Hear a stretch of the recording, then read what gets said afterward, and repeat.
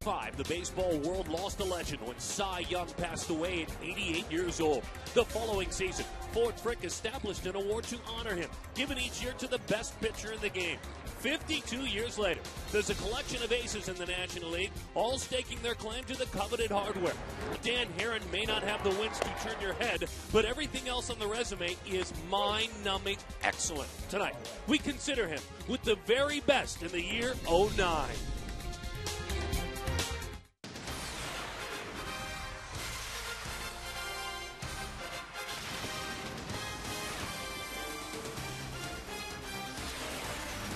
Just another day in paradise, warm paradise, albeit for interleague action. American v. National here at Chase Field, downtown Phoenix, Arizona, where tonight the Arizona Diamondbacks look to win the series over the Texas Rangers. Those boys visiting from Arlington saying, we can handle this weather. This is nothing like deep in the heart of Texas. Hello there once again, everybody, and welcome back to the ballpark. He is Mark Grace. My name is Darren Sutton, and glad to have you with us. Well, we were talking about it in that tease a moment ago. This is a guy, Dan Herron, who is on the mound tonight against Vicente Padilla, former Diamondback, who has moved himself to all-star consideration. And if he puts together two solid halves, which he's battled throughout his career, no doubt about it, Cy Young Award consideration. In his last 5 starts, he's been dominating. Well, he has, and he is, in my opinion, he's been the best pitcher in the National League and the American League this year. I think when you mention the name Dan Herron, you think Cy Young. Unfortunately, some circumstances beyond his control has kept his win total down to just 6. But as you said in the open, everything else, he is excelling over anybody else, and it's been a lot of fun to cover. How does he manage opposing hitters? Walks and hits per innings pitched. To this point in the season, these are the greatest seasons in Major League Baseball since 1900, Mark Grace. Well, the whip leaders, I love it when we go to the whip leaders, but bottom line is for me, those are names right there that are just ridiculous, especially Addie Joss. Once you're in the same category as Addie Joss, then that rep right there is just excellence. I'm glad to hear you mentioning a guy that you faced, and I know it's with pride that you mention Addie Joss. Let's talk about Justin Upton. He's a lot younger than either one of us. We might be kidding, but we're not kidding about Justin Upton. What he has accomplished, not only this year, but on the season as a whole. It's been a 21-year-old season for the ages. Well, he keeps doing things that we just expected a couple of years ago. He continues to do it now. We expected greatness from Justin Upton. He's finally showing us that, you know what, this guy is worthy of all the accolades. He's worthy of being the first player taken a while ago. He has been brilliant, and let's get a push to get him to St. Louis in the All-Star game. No doubt about it. Would love to see him in the All-Star game. You see him with the who's who's, and again, you remind yourself, just 21 years old. We'll take that a little deeper throughout the telecast, but when we come back, A.J. Hinch with his thoughts on Justin Upton. We'll bring Mark McClone into the telecast. We'll talk baseball after that, the Rangers and the Diamondbacks.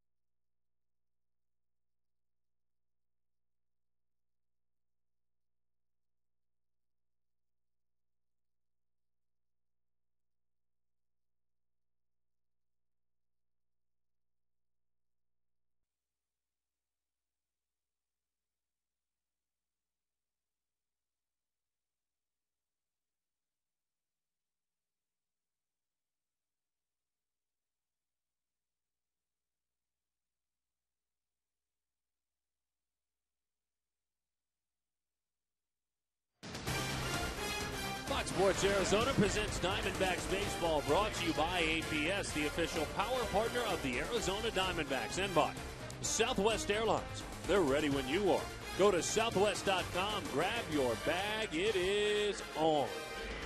And just about set for baseball in downtown Phoenix. Mark McQuinn with you from the Diamond Club. Game 2 of the series between the Rangers and the Arizona Diamondbacks. A.J. Hinch said he's going to make a phone call to Phillies manager Charlie Manuel sometime later this week. Manuel will manage the National League in this year's All-Star game. Hinch will make the case for Dan Herron, Mark Reynolds, and Justin Upton to be All-Stars this season. Here's how Hinch will go to bat for Justin Upton. I look across the dugout on every team, and they seem to have a guy that ties your stomach in knots, and I hope Justin's doing that with the opposing team. So it's a pleasure to watch him. He's playing with some urgency. He competes every at bat and expects a lot out of himself, and he doesn't lull himself to sleep. He expects to get a hit every time, and that type of determination is contagious. Upton says no to the home run derby. He wants Reynolds to compete in it. Coming up, it's the Rangers taking their hats against Dan Herron. When we come back, will they find out what the rest of the league already knows? Don't mess with Dan Herron on Fox Sports Arizona.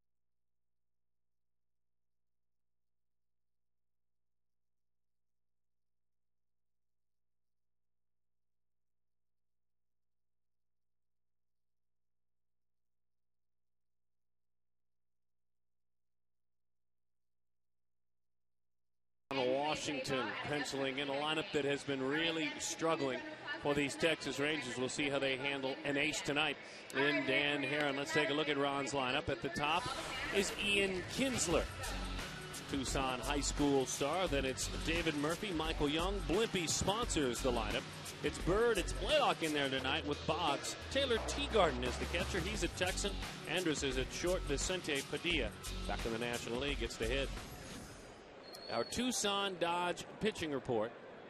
And for Dan Herron, his 15th start of the year, National League leading 2.23 ERA.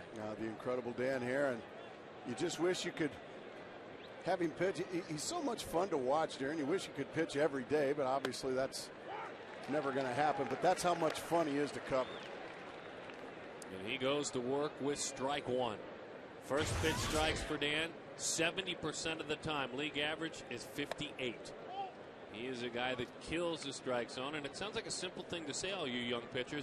That's one of the big keys to his success. Strike one. 0-1.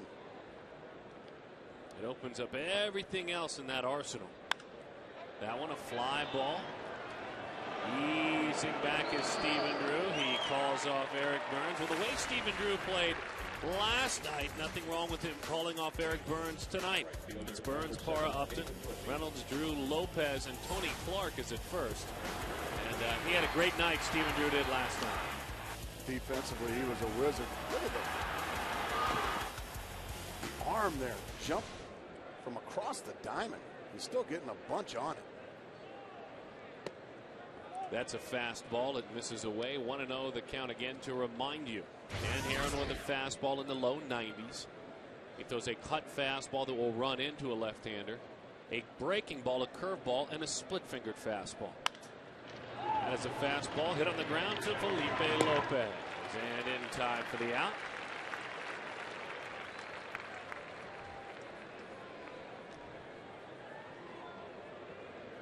And what we have seen, Gracie, and sorry to interrupt, are swings early in counts because hitters, they fear that split-fingered fastball. Well, they know he's going to be around the plate first and foremost. He's going to throw strike one most of the time, as you already pointed out.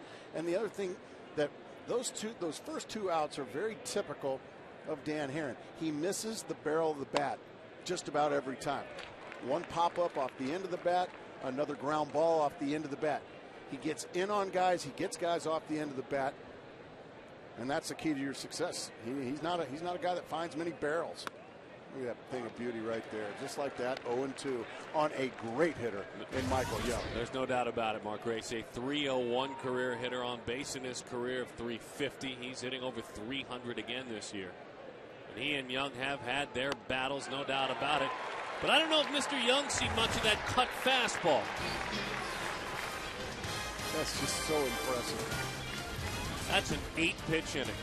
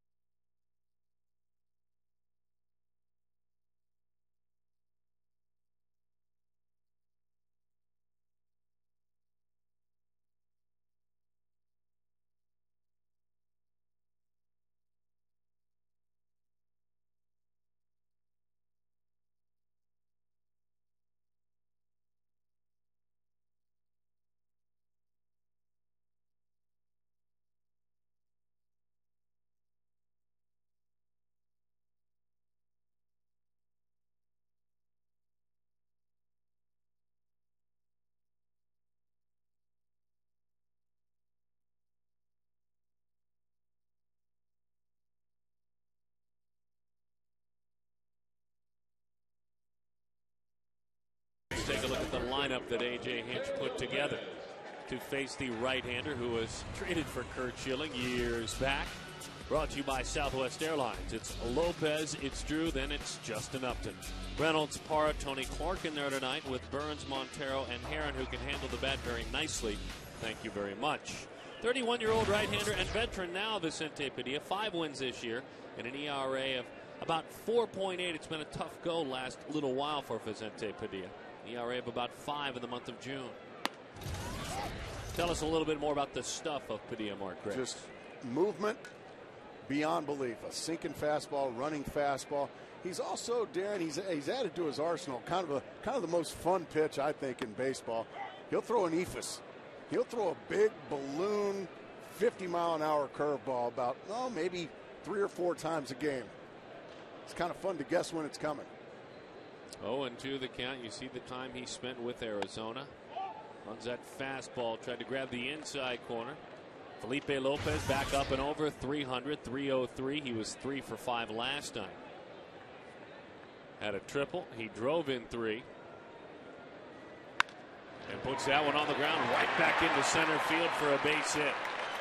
Lopez is now 3 for 6 in his career against Vicente Padilla, and he picks up where he left off last night. Just takes a fastball and shoots it right back up the box. Padilla can't make the kick save. And Felipe Lopez once again Getting the game started with a base hit. 306 is his average this year. He's having a great year. He's hit 19 of 20 now, 26 hits during that time. Interleague play has been good to him, and timely hitting is starting to creep back up as well. Here's Stephen Drew.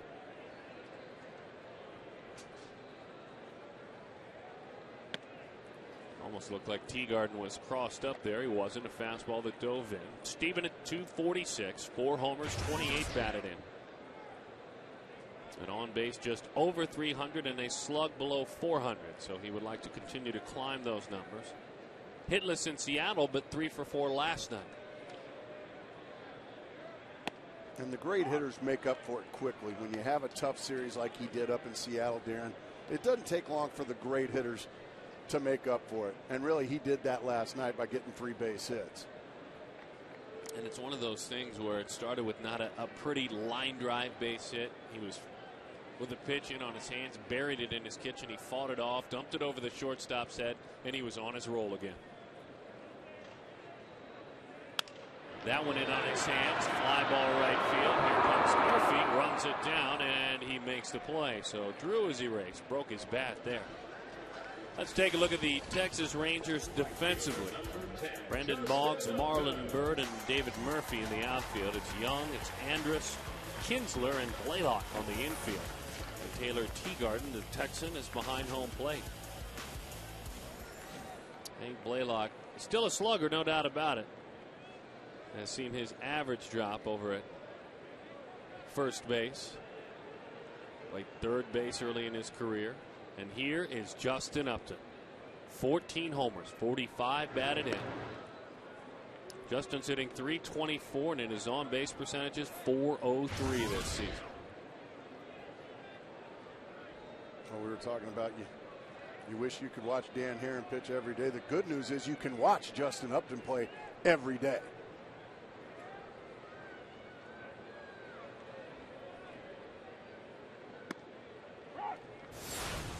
This is last night. Just enough. Off the end of the glove of Nelson Cruz. That was home run number 14 on the season. RBIs. Starting to creep up into more than respectable now with 45, Darren.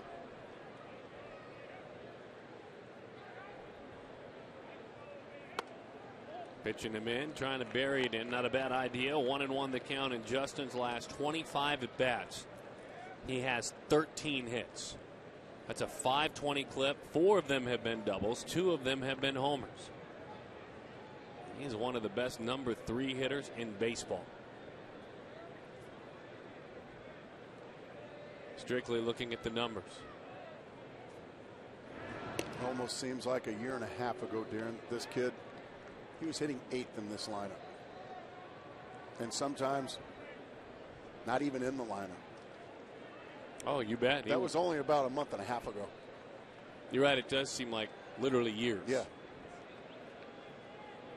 Talk about a fast-track young man who has earned the right to play every day. Broke his bat there. Look out in the seats.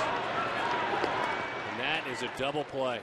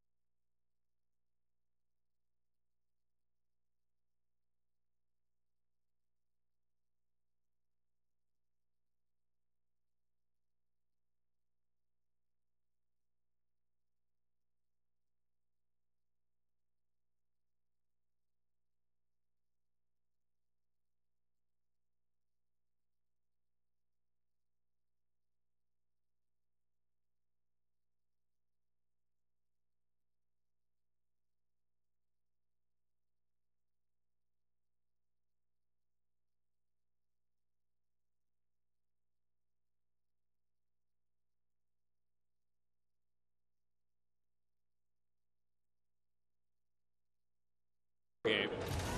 Our Geico quote this evening takes us back a couple of days during the off day when General Manager Josh Byrne said, and I quote, "I do think we have a lot of good players in here, but the results are the results. I think that there are decisions you have to make based on results, not potential." And so starting to think the season through. In my opinion, that's right on the money. Potential gets you here. Results keep you here. And so certainly a solid talking point. My AAA manager, fellow, a friend of the show, Pete McCannon. And that one's got a big piece of Marlon Byrd right in the elbow. He'll get a painful trip to first base.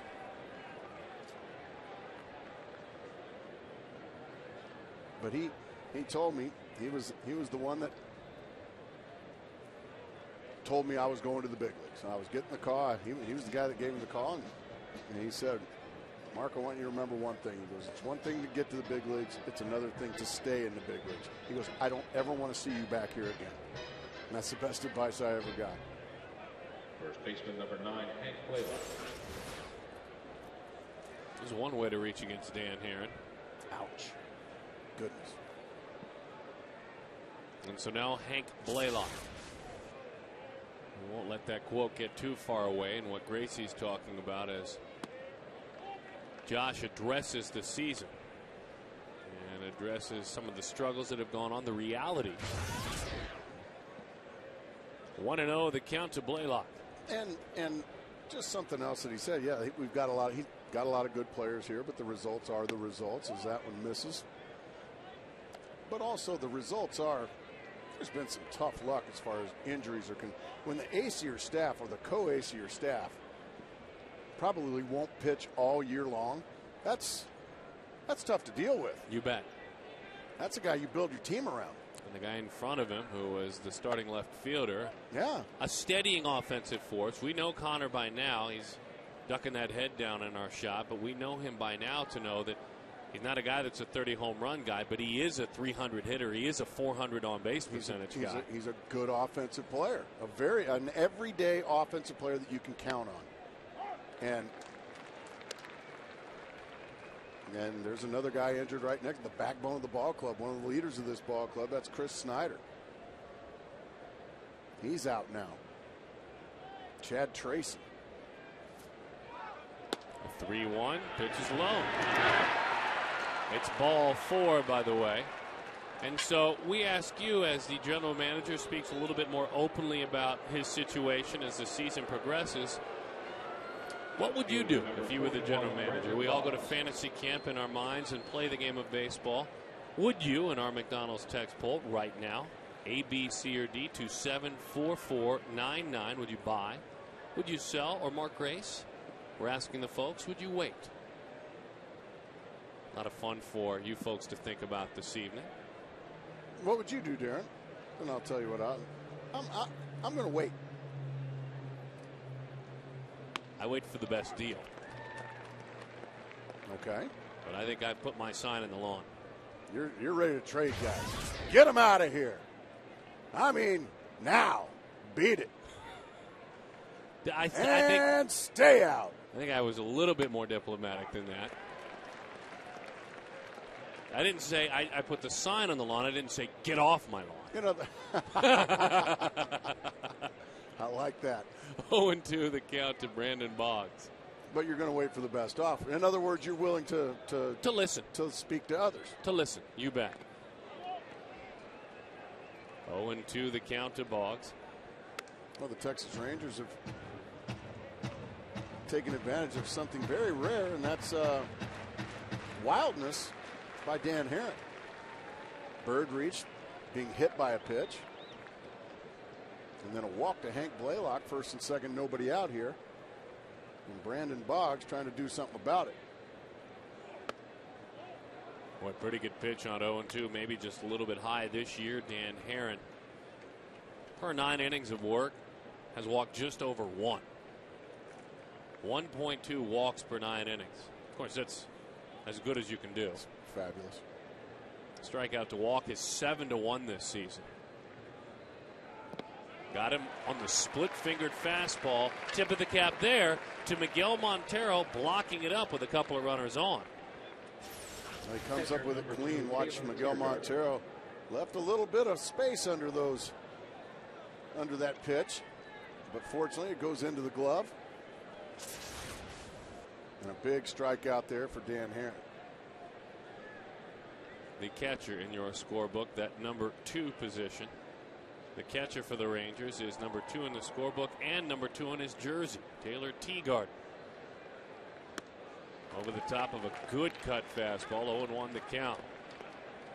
Well, that had the look of a hard slider. Really got on top of that one. Yeah, that's actually a fastball, believe it or not, folks. And he's got some late tilt.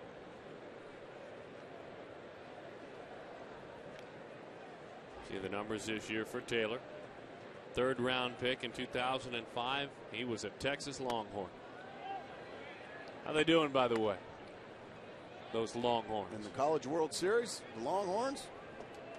Greg Swindell's Longhorns. Yes. Mark McClune's Longhorns. Heard about them all last night. Oh, yeah. They're losing. What do we got? 9-4. LSU, 7th inning.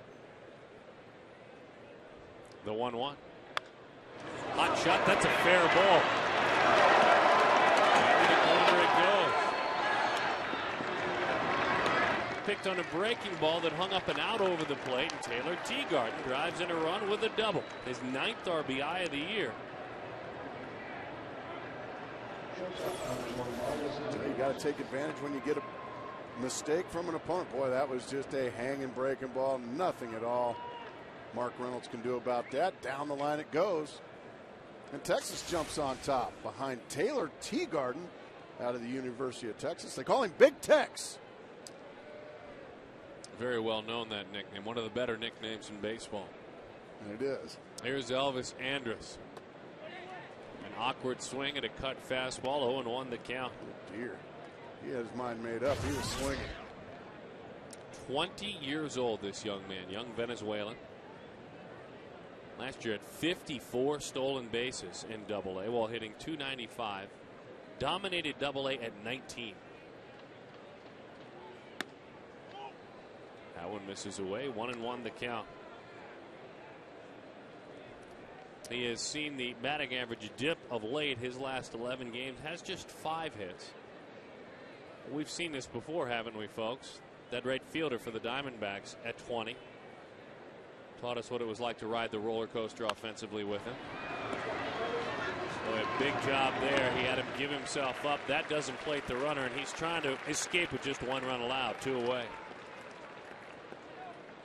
Well, only the opposing pitcher, and that is an American League pitcher, Vicente Padilla, stands between Dan Heron and really a good job of only giving up 1 run right here if he can get through this. 0 for 1 with a couple of sacks this year in interleague action. 20 for 209 in his career. He has had some at bats, as that is called a strike, a low strike. Wow. 0-1 the count. Yeah, that's going to make it tough, even if you're not a pitcher, to hit there. That one just on his shoe top. Strike.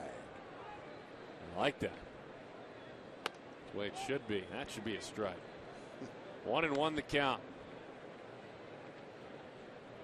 You didn't bring a bat with you to the batter's box just to watch pitches. Couple of runners out there. The 1-1. I think that one fooled him a little bit. He has a little smile from Miguel Montero. They call that one a bowel locker. It actually hung up a bit, but it was the pitch itself that fooled him badly. The 1-2. Oof. That was a hanging split finger or something. I think Dan Heron very fortunate that didn't get whacked. Looked like it might have been a strike, though. I'm going to say the last 2 pitches that he has thrown to the pitcher hitting. The breaking ball and then the split, both would have been hit by hitters. But he is the pitcher. So the count is 2-2. 31 pitches as the right-hander works. Remember, he had just 8 pitches in the first inning. He hit Marlon Byrd. He walked Hank Blaylock. And then Teagarden, after a Boggs strikeout, doubled in a run.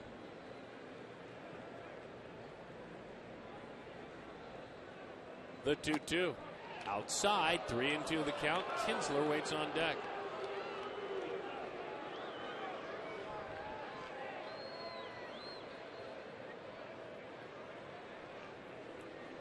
Runners in scoring position and 2 outs. Opponents hit 188 against Dan.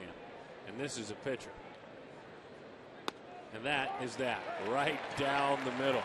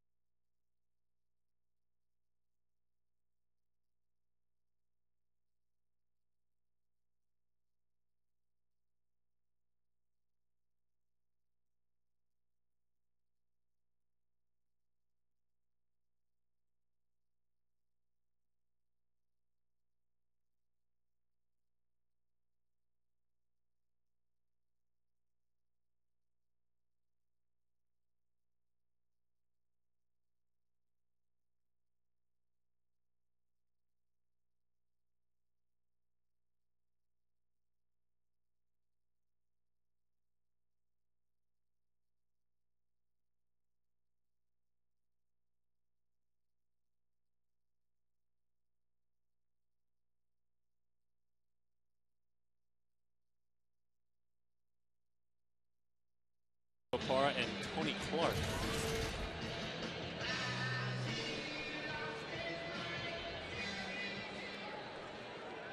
"19 home runs, 49 batted in for Mark." Folks still trickling into their seats wearing their red here at the ballpark. Glad to have you joining us from home. In the neighborhood, live nearby, stop on by. See if the Diamondbacks can help Dan Herron win again. As that one is away, 1-0 the count. Padilla showed us, Mark Grace, in that first inning. He is none too afraid of pitching in. Oh, he'll drill guys, and usually leads the American League in drilling guys. I like that. Well, I know you do. And I just invite you to go ahead and grab a bat. See how it feels. Yeah, you'll really like it. 93 right in the ribs. Boy, I like that. Yeah. No, he does pitch in, though, and that's part of the game. Bouncing ball, backing it up. Boy, you could see Young as he let it play him. It played him badly. Used to have a college coach said, "Don't let the ball play you because it'll play you for a fool." Yeah, it'll do that a lot. Once you back up, you watch him back up, and then you can hear him say it right now. Ole! And that's a Gold Glover that just did that, and that'll go as an error, and I think well deserved. A Gold Glover who is playing a new position, though, correct? Yes. When does it stop being a new position? Is he spent this whole season learning? No, I don't think so, because first and foremost, he's been around a long time, and he's been on the left side. It's a little bit different, I think, yes, but I think he's learned how to play it. I guess you can always learn, Darren. And you never stop learning. But I think he's comfortable over there. 3 home runs, 21 batted in for the youngster Parra. With no one on base, opponents hit 172. With runners on, that averages 423.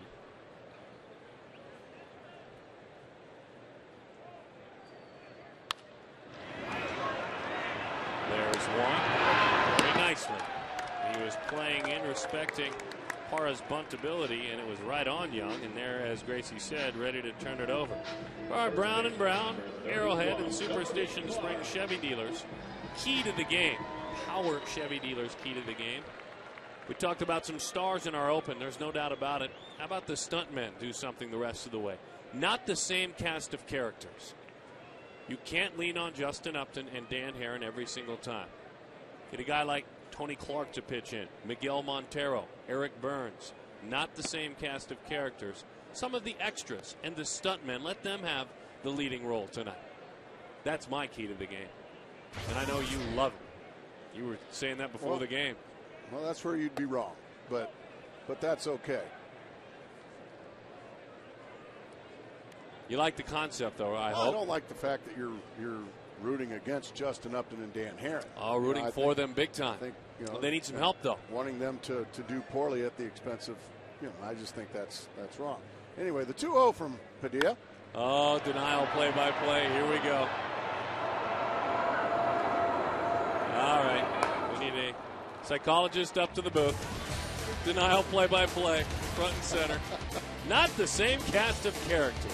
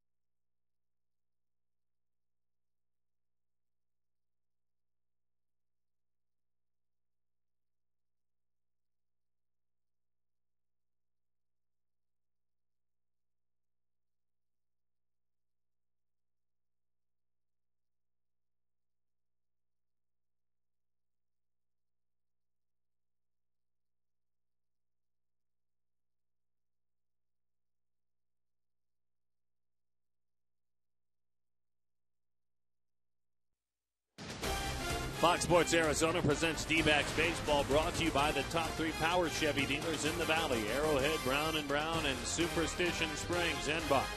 Triple hops brewed Miller Lite. Great taste. Less filling.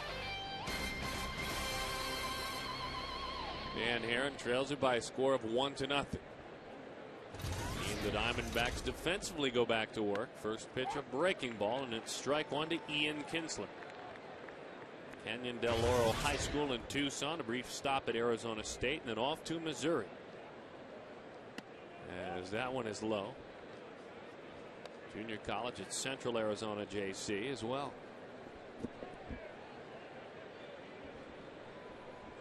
And yesterday he turned 27 years old. That's that one. He did not go around. 18 home runs, 49 batted in. Matching his total from last year of 18 home runs. Line drive right back through the box, picked on a breaking ball. And I would imagine Danny would tell you a couple of his breaking balls have been up so far tonight. As we get to know Ian Kinsler, and you can see the popularity that he garners in the American League. You had a long discussion with him yesterday. You're still talking about that today. You enjoyed it. He's a good kid. You're raving about all the info you got from him. 0-1 to David Murphy. His answer about why they're in first place was one of my favorites. He simplified it for me. I asked the young man. Well, I'm sure you asked, go ahead and What was the question again? I'd refresh my memory. For National League fans that haven't seen the Rangers and are surprised that they may be in first place, why is it? What have you guys done? Why are you in first place? Let me guess. It was probably something. Well, the pitching's been really solid for the Texas Rangers. They've kind of been a role reversal for the Texas Rangers. They've been built on as he's trying to steal, and he just did. Stephen Drew not happy with the call there, but stealing second. But I'm sure he was talking about the starting pitching. They got a great closer in Francisco. What do you think? Looks safe to me. Stolen base number 15. He actually. So I would imagine he's probably talking about the pitching. Well, Kevin Millwood said that when we talked with Kevin, and he'll share that with us here at some point during the show. They're actually tied with the Angels for first. Ian said, and the more I've slept on it and thought about it, for Ron Washington's team, it probably was the best answer. As of yesterday, the answer was we've won more games than anybody else in our division. That's why they're in first place. Technically, that's right on the money. That's deep. See? Right back through the box. Into center field it goes. Kinsler racing on around. He will score. How big is that stolen base? And just a little bit of sacrificial style of hitting by Murphy. And in doing so, Murphy, his 15th RBI of the year. 2-0. That's a nice piece of hitting. That's just battling, surviving, trying to find a way to move him over. And guess what happens? You saw Stephen Drew really jumped at the last second over towards third base. And that cost him the out right there by moving at the last second. Well, now you deal with Michael Young. He was blown away on 3 pitches back in the first inning. Fastball, a second straight fastball, then a cut fastball to get it. 5-time All-Star. 7 times in his career. He's played in 155 or more games in a season. And that, of course, is in Arlington, Texas. When you think of Arlington, think of, well, outdoor baseball most every day. Not far off with how it would feel here.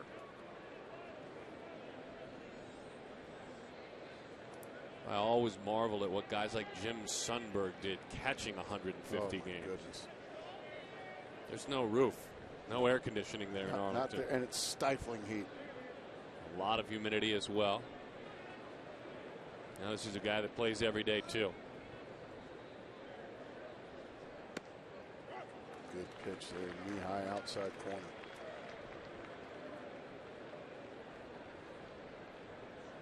Since 2003, no one has more hits in the major leagues than Ichiro Suzuki. Number 2, this man in the batter's box. Number 3, Albert Pujols. Pujols has a ton of power and slugging numbers, but this is the most prolific base hitter outside of Ichiro in the game since 2003.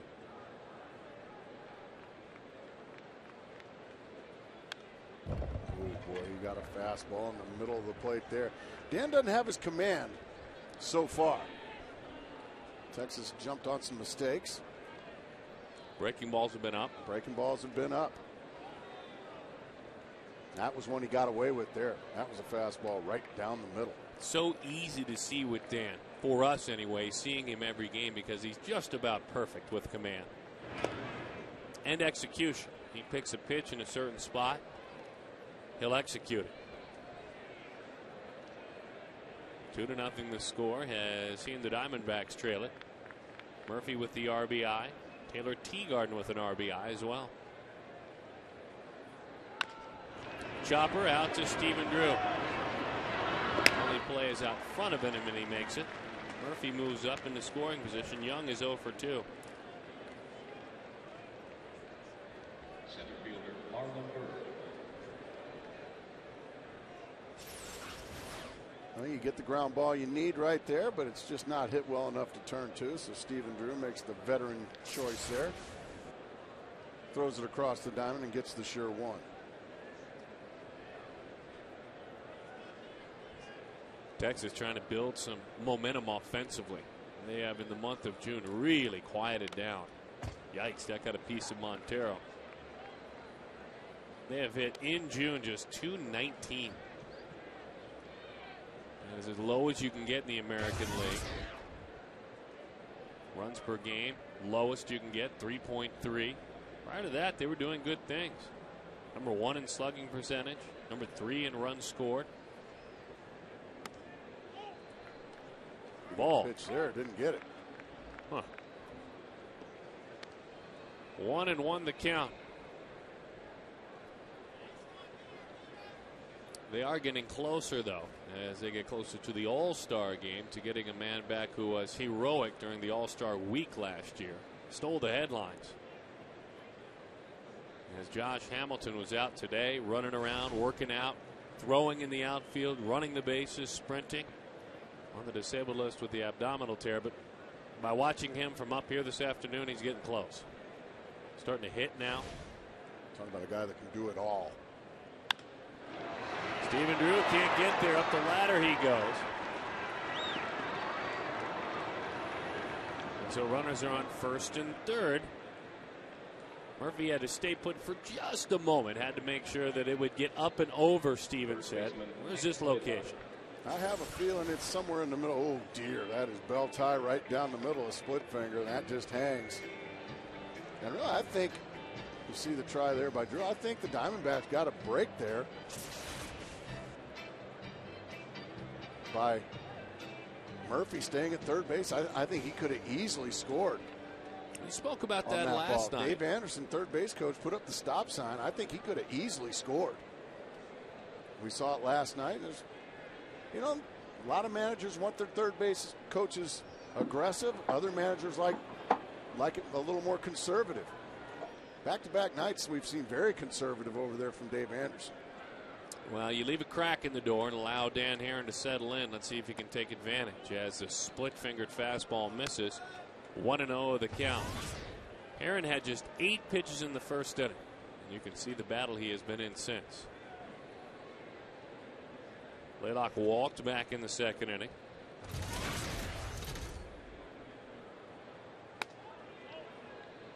Got underneath that curveball. It hung, but it hung outside. Dan Herron scuffling a little bit early here. Let's see if he can find a way to snatch a rabbit out of his hat here. Maybe get a ground ball double play or a big strikeout. Just threw a fastball right by him at the belt. And the violent swing of Hank Blaylock. He's homered 13 times this year, slugging about .520, which is above his career average. This is a guy that per season is good for about 25 home runs. The 2-1. Aaron got away with another one there. I mean, he went right down the middle. Blaylock was right on it, too. My goodness. I mean, that is center cut, and he got away with it.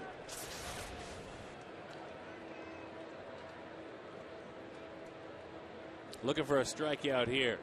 See what he opts to throw. Make sure Montero puts his nose on the baseball. The 2-2. He went right back with the fastball and threw it right by him. Stunning development there. I was looking for a splitter in the dirt. Well, I think Blaylock was too. He got another fastball right down Broadway, and he just swung through it again. He got 3 fastballs in the middle of the plate to hit. Missed all 3 of them, so the big strikeout for Dan Herron. Huge. One more man. Then he gets a chance to get back in that dugout, see if he can pull it together. Brandon Boggs, breaking ball, a little bit better there. That's the one we're used to seeing. You see, even his get me over, for lack of better words, breaking ball is still tight, and it's still at the knees. Especially on the first pitch when the hitter's looking for a fastball. You get the curveball, it's usually taken for a strike. That's a good inside fastball there. He got that one where he wanted it, in on the hands.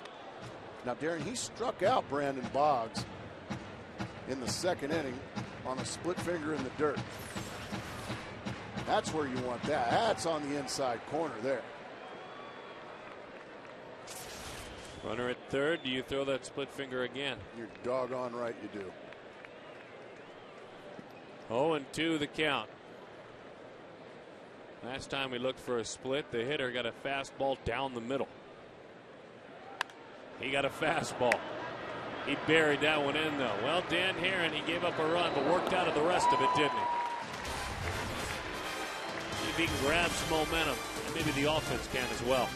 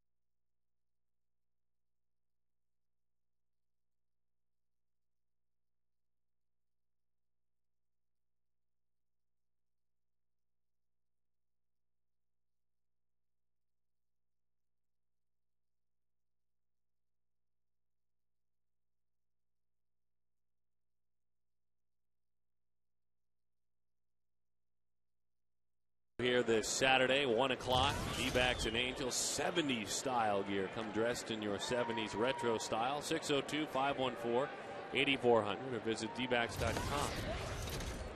As that one misses in, 1-0 the count. Pitching in. 221, 5 homers, 24 batted in.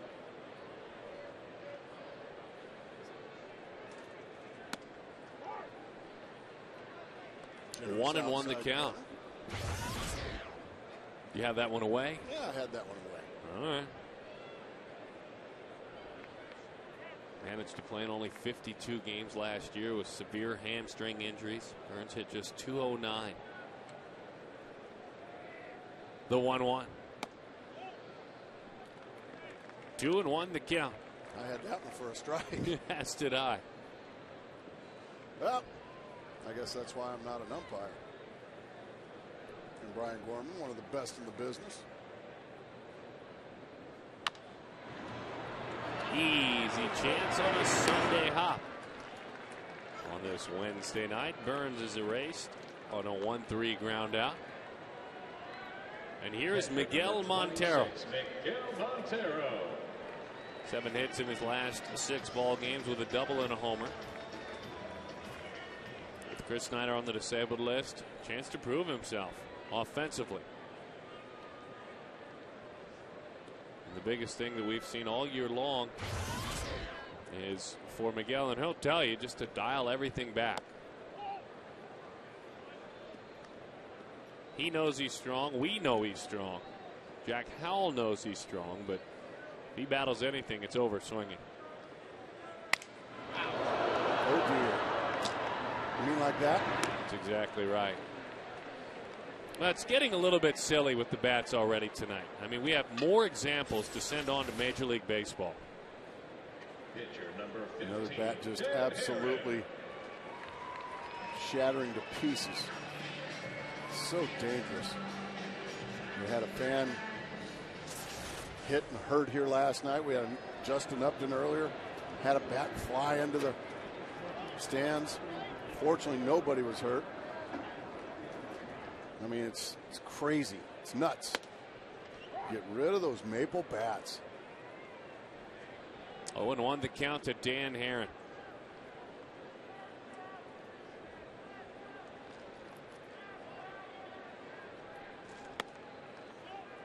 Padilla last time out pitched against the Houston Astros in interleague action. He went 6 innings, gave up 3 runs.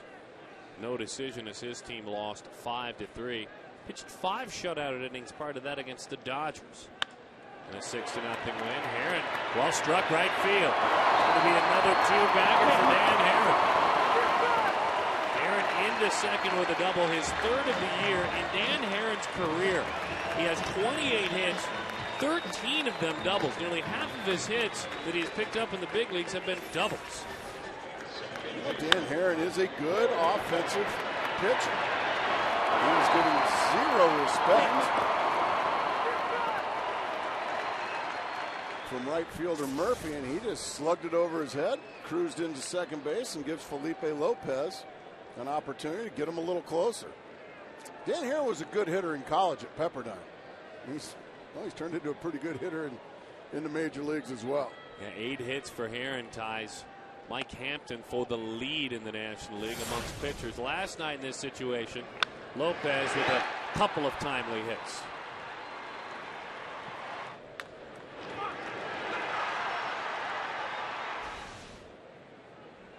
This year's a better hitter right-handed. He bats left-handed, the switch hitter, and fouls that one off. I tell you, I don't want to let it get too far away without saying you're right on the money about David Murphy. Playing him like a guy who's never really hit before. No, he was playing him almost on the foul line and just behind the second baseman. I mean, he was getting zero respect. The 1-1. Over the top of that one, 2-1 to count. Looked like a slider. 91 wins in the major league career of Padilla, who is 31 years old, out of Nicaragua. 3-1.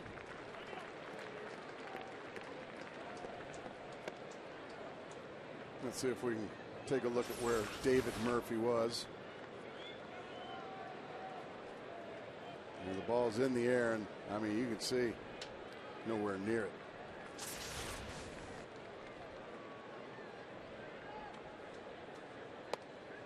Well, there you go. Felipe Lopez has been on twice tonight, a single and a walk, and now Stephen Drew. On Washington is pitching coach Mike Maddox, new addition to his staff this year.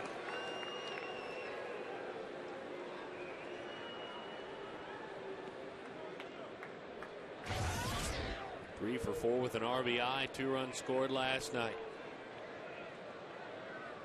Just a tick under 300 in the month of June for Steven. Good pitch there, inside corner at the knees. It's a funny thing when a catcher reaches for a pitch, even if it's over the wide of the plate, doesn't look like a strike as much. Yeah, he was sitting outside. The ball went to the inner part of the plate. It's over the plate. Yeah, it was a strike. He just didn't throw it to the glove. The 0-1. Went back in there and hit the glove that time. Good pitch. 1-1 the count. Gracie earlier was talking about how Padilla will hit a lot of batters.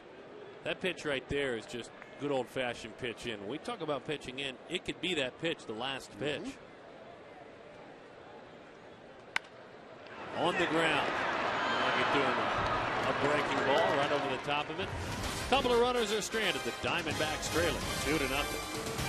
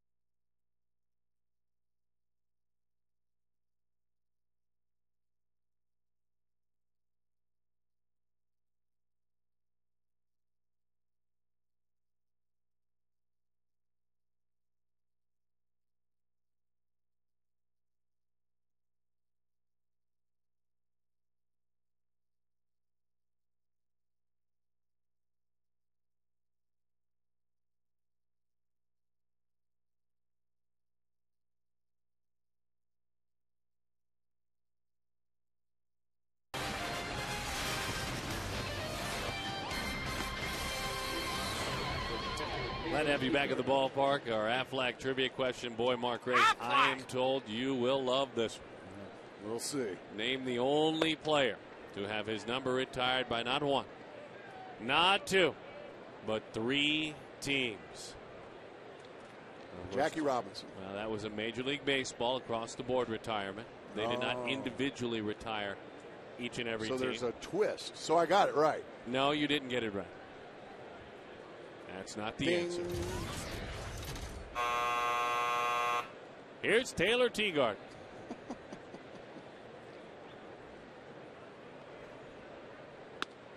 Cut fastball. Dan Herron with some new life after getting out of a little bit of a mess in the 3rd inning.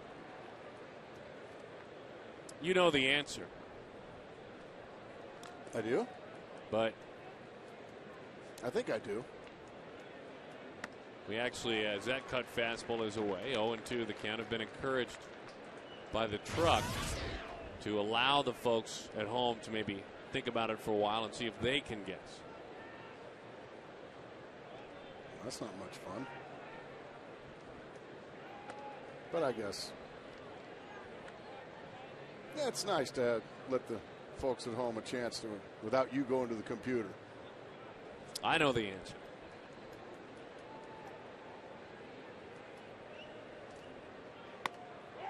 Good pitch. Well, that was easy enough. Teagarden doubled against him back in the 2nd inning. Just a fastball to the outside corner. Watch the glove of Montero. Never moves. Bang. Perfect pitch.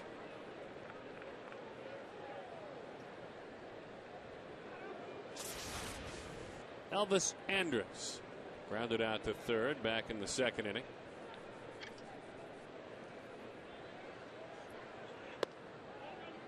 One and 0 the count as that one is high.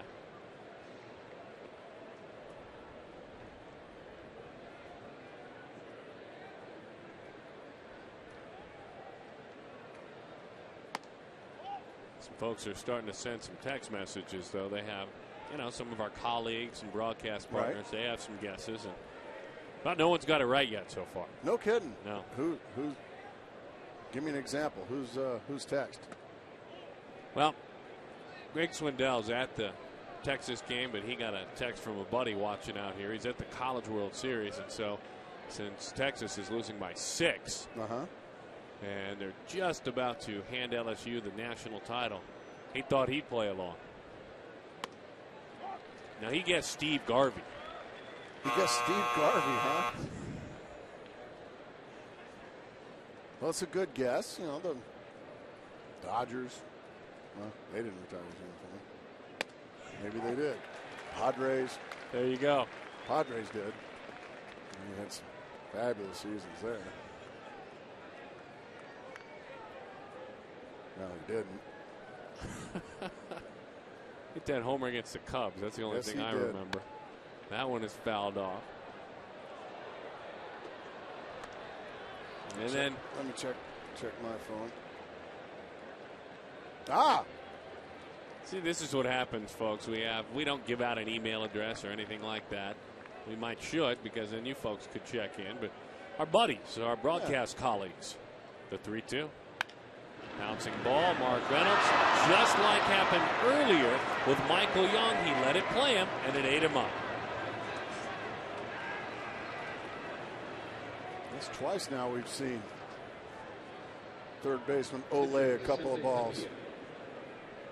One from Michael Young. Now this time Mark Reynolds backs up on it and just gets chewed up.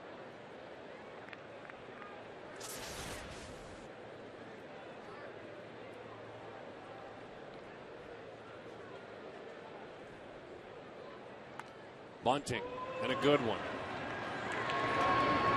Mark fires it on over this time with Felipe Lopez covering, and Vicente Padilla his 3rd sacrifice bunt of the year. So back to the top of the order with Kinsler, runner on 2nd, 2 outs here in the 4th inning. Second baseman Ian Kinsler. He said someone was checking in with you. Did you get one from Matt Williams? I did. Did you? Okay. Who'd you get one from? I got one from Matt Williams as well. I was guessing twice. Who'd he guess on yours? Well, on mine, He guessed, well, himself. He guessed, he guessed Matt Williams. And I immediately, nope. So sorry, Matt. Well, and on the one, kind of a double guess. He was a little bit misguided. Doug DeSense's. Matty asked, well, the third baseman, they stick together. That makes sense. Good guess, though. He guessed Matt Williams and Doug DeSense.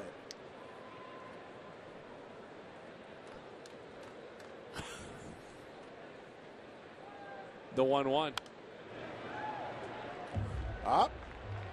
Got one from Jeff Munn. Fine radio voice of the Diamondbacks. He's watching. 1-2 the count. Who was his guess? Well, his guess was, well, Jose Canseco.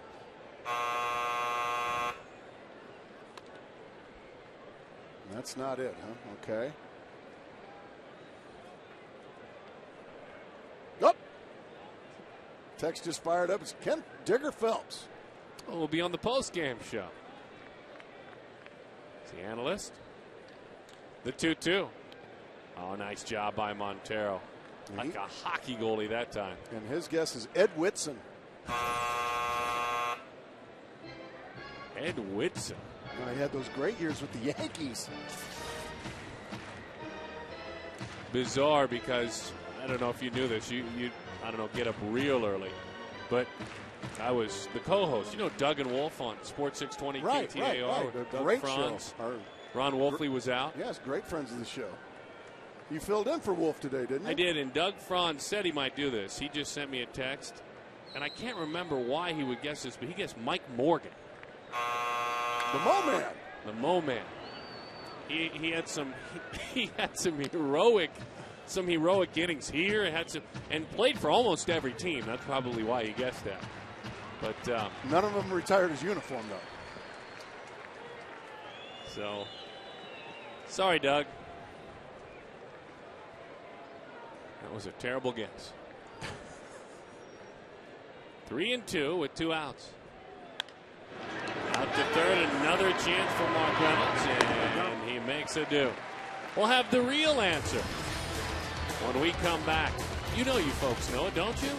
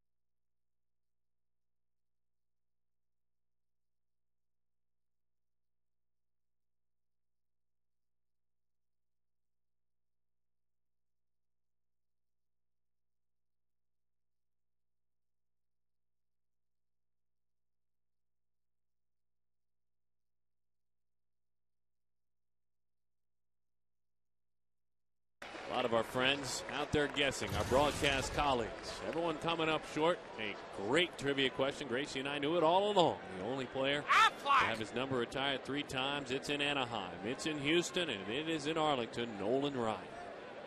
2 different numbers.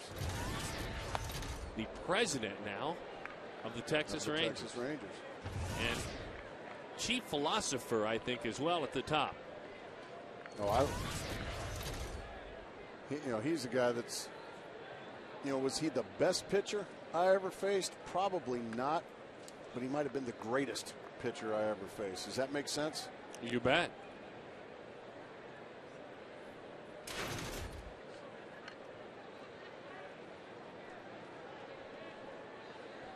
Guts, guile, determination, competitive spirit. Base hit in the left field off the bat of Justin Upton. The president of this team is Nolan Ryan. He has started to change things in Texas. Yesterday, veteran pitcher Kevin Millwood spoke of how he's touched his career. He's had a big impact. I think he lets his thoughts be known, and after the season last year, I was told what was expected of me, as a pitcher, as a leader, and it was great. It was great to have somebody sit you down and tell you exactly what they want, and made my off season easy. I was told what was expected of me.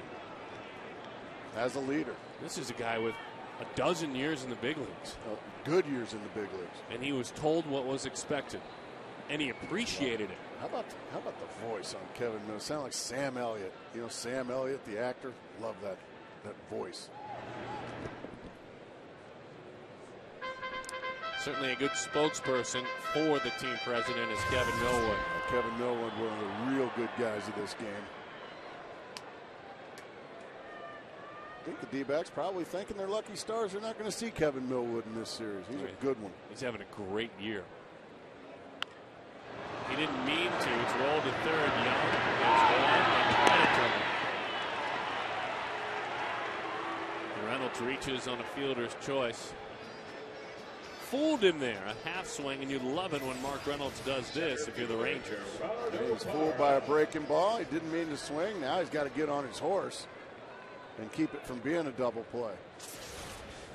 The Diamondbacks homer hits the Gila River Casinos hit and win sign here in the fourth. A lucky fan watching wins $380,000. Deborah Wingsberg, best of luck, playing for $380,000. Good friends with Gila River Casinos.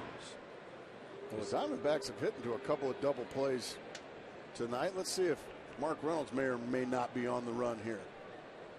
I was thinking the same thing. He's thrown out trying to steal last night. There's the pitch you told us about. There's the balloon. 58 miles an hour. And right on the money for a strike. The eephus. Wow, that is just beyond old school. Strike. I love that. Well, and that's what makes it so effective. It doesn't really do you any good if you're bouncing it 4 times in a game. So that slow pitch for a strike.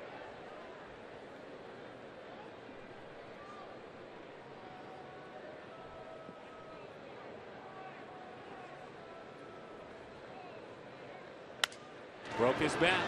Another broken bat because he came in this play by the shortstop. What an arm by Andrus. Boy.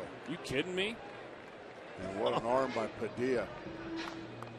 Boy, young Gerardo Parra just got an education from a veteran pitcher after a 55-mile-an-hour breaking ball. How about 93 on your hands? And the play by the youngster Andrus.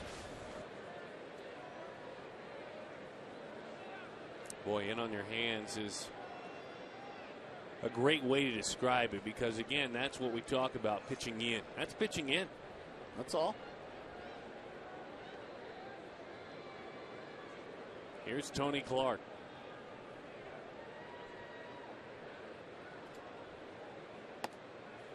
Runs that one in. A little bit up. 1-0 the count. Tony fly to center field. Back in the second inning. 3 hits and 8 at-bats in his career against Padilla. That goes back a ways, though, with a double and a homer.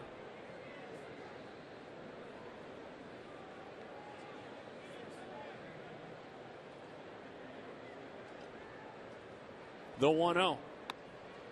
Slider over the outside corner. Good pitch. Beautiful pitch. So good, they're going to talk about maybe throwing another one.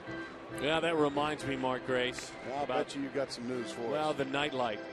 Huh? It's a great-looking nightlight given away this Sunday at Chase Field.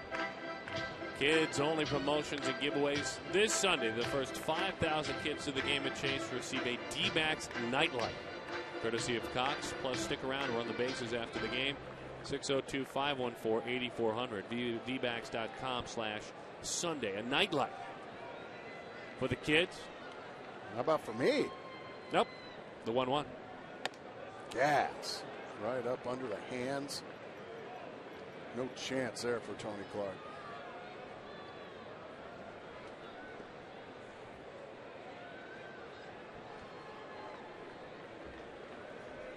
They're just going to try to stay right inside on Tony Clark, not let him get those big arms extended.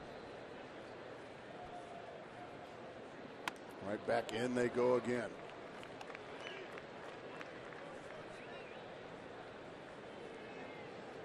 Padilla, the last time he pitched against these Diamondbacks, we told you the time he had with Philadelphia. He was with the Phillies for 5 seasons. It was 2005, the last time he saw the Diamondbacks in a game. A totally different look as that one is away. The only guy in the lineup that night, as he lost to Claudio Vargas of the Diamondbacks, and he got knocked around pretty good, was Tony Clark. I do know this, that back in 2005 on August the 28th, Mark Grace was up here in the booth. Calling that game. Tommy. 3-2 with 2 outs. You'll take that. Give Eric Burns an opportunity. He chopped right back to the mound back in the 3rd inning. Eric Burns.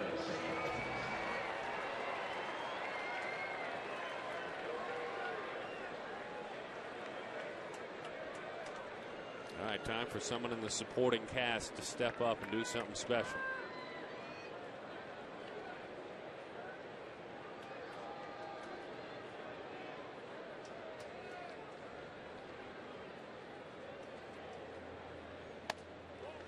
That pitch is high, 1-0 the count.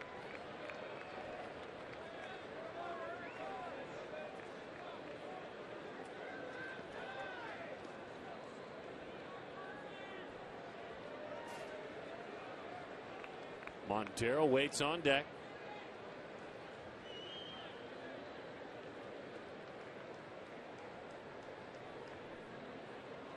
Oh, he got a fastball down the middle and fouled it back. Oh, dear.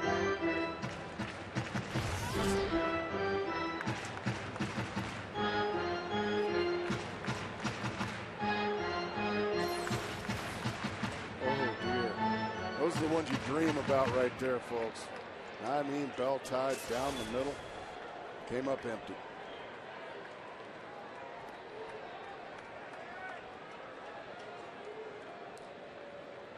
Infield, outfield, straight up for Burns. See if he gets one more opportunity.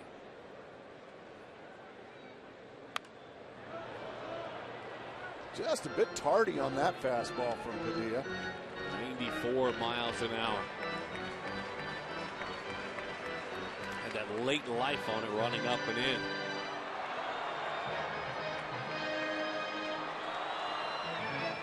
All right. Not the usual cast of characters. Right here. Oh, that's right. The key to the game. Well, really, that terrible key to the game that you came up with. Well, let's see.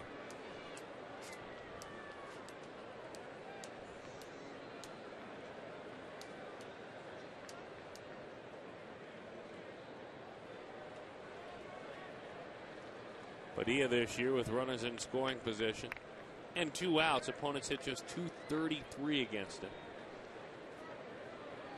Making the big pitch when he has to.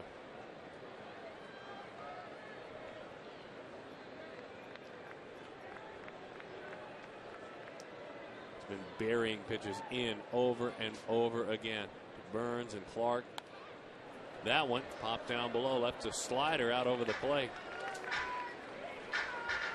Good try there on that foul ball, Mark Grace. I tried. It was just a little short of me. All right. You ready? Ready for a couple of RBIs. What do you guys call them down there in the dugout? Ribeye steaks? Steaks. A couple of steaks here. There's one. There's one steak. Definitely out there at second. There's the other. Get in the gap somewhere. 1-2 with 2 outs. Oh, he got another fastball in the middle of the plate and came up empty again. Woo, that's twice in this at-bat. Center cut. Oh, those are mistakes you just can't let pitchers get away with. So Eric Burns digs out a spot in that batter's box and looks for another opportunity. Congratulations to the LSU Tigers. They have just won college baseball's national championship. Their 6th title in the history of the school. As they beat Texas. The 1-2. Breaking ball just missed. Padilla thought he had it. He wanted it. Brian Gorman thought it stayed inside. What do you think at home? He wants it away. I think Eric Burns might have got a break there. Let's see if he can take advantage. Well, 2's across the board there. 2 balls, 2 strikes, 2 outs.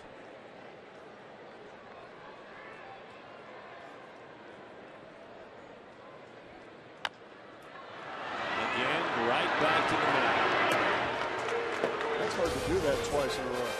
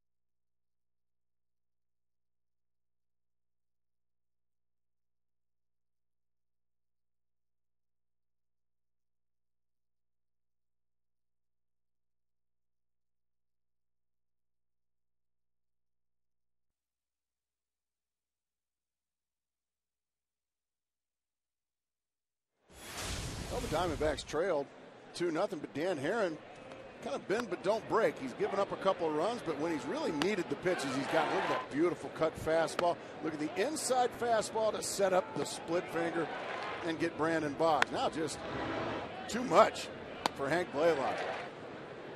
And then the outside, now the fastball to the outside corner, beautifully done. Dan Herron throwing the ball well. He just needs a little help from his friends. 5 strikeouts in 4 innings of work, as you can see. He has walked his 1 batter for the ball game. So that'll be it for that. 1-0 the count to David Murphy. Murphy out of Baylor. Had a nice couple of weeks. His last 15 games has 18 hits, hitting .305. Breaking ball gets the call there. 1-1 the count.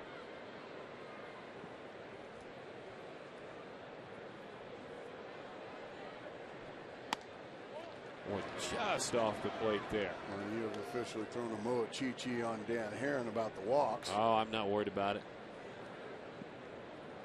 2-1 is the count. Scoreboard says 3-0. So I was fooled by the scoreboard. He double checks. So no Moa Chi-Chi at all. Well, 3-1. Still not worried. That's my partner. Nope. Doesn't walk, guys. 3-1 the count. You ready on the defense? There we go. 3-2. Mark Reynolds and Steven, Felipe, Big TC up there. Justin. On their toes. Para, Bernsey. Don't take your bat out there. Be ready. Here it comes. Popped up into the seats it goes. Or Fred out there in the stands makes a nice play. Visiting from Sheboygan, Wisconsin. Look at him smiling. They love visitors out here at Chase, don't they? Yeah, great hand. There he is. There he is. Just off the plane. 3-2. A little chopper, and that's a foul ball. David knows. David Murphy knows. Dan Herron has walked his one batter for the game. The 3-2. Out of left field, Eric Burns is there. He was ready. He was on his toes, and he did make the play. Moachichi. FreeCreditReport.com presents the out-of-town scoreboard. To get your free credit report and score, go to FreeCreditReport.com. Know your score. Again, we remind Greg Swindell that LSU has won the national championship. Unfortunately, the 6th title in school history.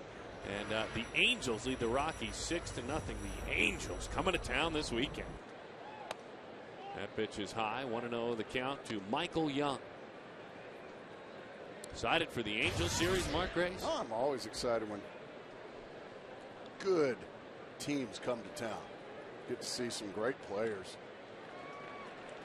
I know you're looking forward to seeing your old buddy John Lackey. He'll pitch Saturday. We're looking forward to doing that game. Well, Vladimir Guerrero. You're doing that game on Saturday.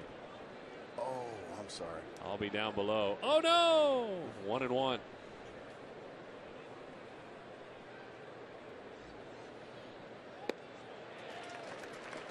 One and two the count to Michael Young.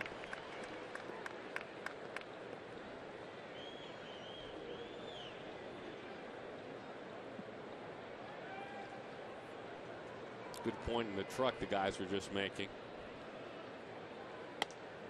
Just a little bit high. If in fact the Angels come to town, maybe they've taken over first place. I'll have a chance to talk with Sean Figgins. He'll tell us the Angels are in first place because they've won more games than the other team. Give credit to Marty Tarr, our fine director, for that. Young goes down on strikes. Split-fingered fastball there. A late dive to it. Young is 0 for 3, and he in his career has owned the Diamondbacks. Just the split finger, perfectly executed right at the shoe tops. By the time it's done, even great hitters like Michael Young have no chance against pitches like that. Funny thing about Dan Herron and first, second, third time through the order. Really doesn't get hit any time through the order. But it's the third time that he's the best. 202 the first time, 193 the second, 187 the third time. It just means he adjusts. He makes the adjustments to these hitters. 0-2 the count. Just a quick reminder for Bernsey and Parr and Upton. Reynolds, Drew, Lopez, and Clark need to be on their toes out there. That's true. And he certainly proves that, and then you are still crowing about it. A good friend enjoying his foul ball. He needs to be on his toes. So does Miguel Montero, for that matter. You don't block that up when he swings. Doggone right. He's going to first base.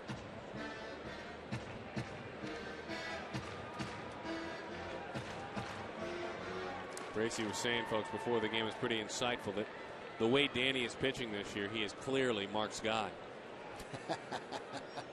The 1-2. 2-2 the count.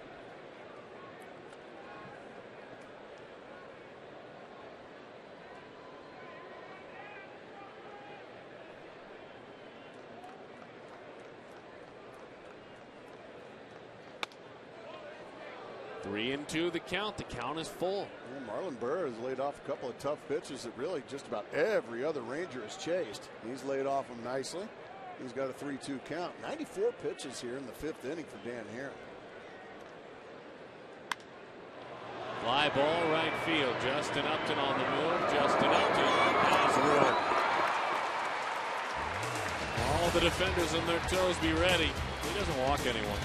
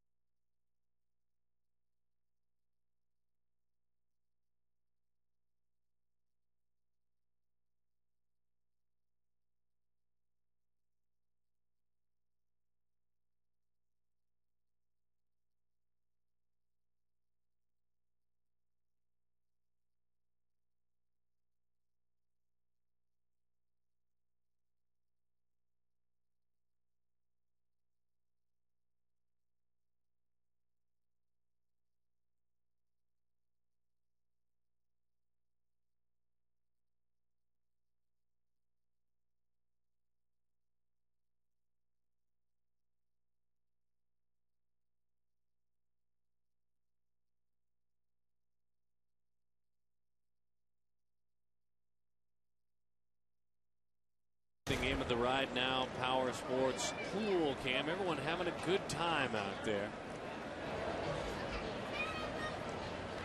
Good friends and partners. As that one is high and away. All right, Darren. Time to dial up the runs here. Let's go. You ready? Come on. Come on, Darren. I'm ready. Feeling pretty good about these Diamondbacks. Time to get it going. That one is fouled off. By the way, we showed you the pool a moment ago. You know the way to heat your pool. Our APS rooftop solar cam. Keyword there being solar. Install solar panels on top of your roof if you're able. Go green this summer, Mark Grace, when the sunshine is high in the sky. Take advantage. The 1-1. Breaking ball fouled off. 1-2 the count.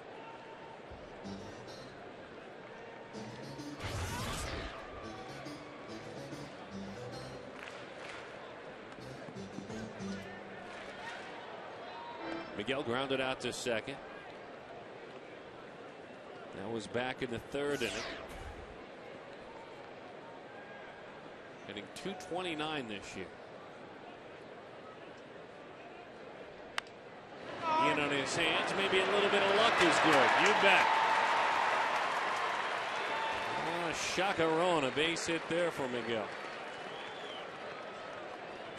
Well, sometimes good pitches don't get good results. That's a good pitch from Padilla. Montero just able to fight it off. That's just survival mode. If you just put it in play, you give yourself a chance by not striking out. Good stuff there from Montero. Dan Herron. He doubled back in the third inning. It's a couple of sacrifice bunts this year.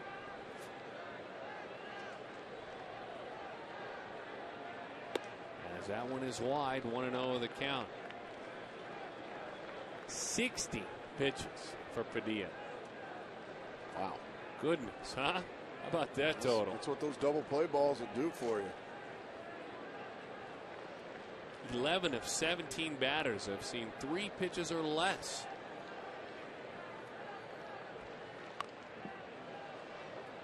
One and one the count to Dan Herron. It's going to have to be a good bunt. Miguel Montero with below average speed at first base. You probably want to bunt this ball to the first baseman, Hank Blaylock. He being right-handed, it takes him a little bit longer to get rid of the ball to second base than it would a left-handed first base. Let's see if Dan Herron can do it.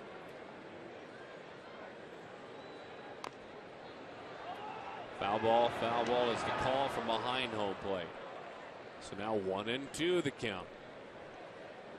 And as a guy we have certainly come to count on to get that bunt down. Asset, not a liability in that batter's box. And so with the count 1-2. Chip Hale, who by the way is sporting the hitting boots tonight, gives the sign.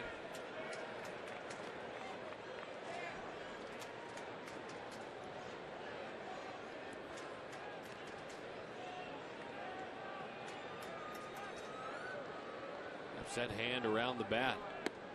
Takes outside. 2-2. Well, those are those pitching fingers too. You got to protect those pitching fingers.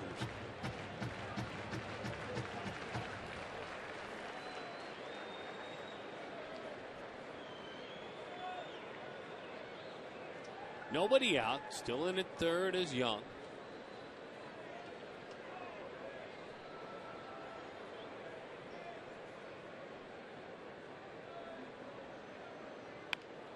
Pushes it up the first base line. Dan Aaron got it done. How good is that with 2 strikes?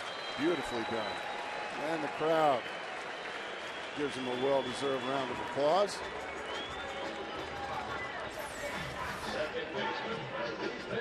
It's just a perfect bunt right there, right at the first baseman, like we talked about. And Hank Blaylock's not gotten no play at all. Beautifully done there by Dan Herron. Now let's see if Felipe Lopez and the rest of the gang can take care of Dan Herron. Runner in scoring position. If Felipe can drive one somewhere. It's a breaking ball that stays high. He has the slower one, remember. That one a little bit harder. 1-0 the count.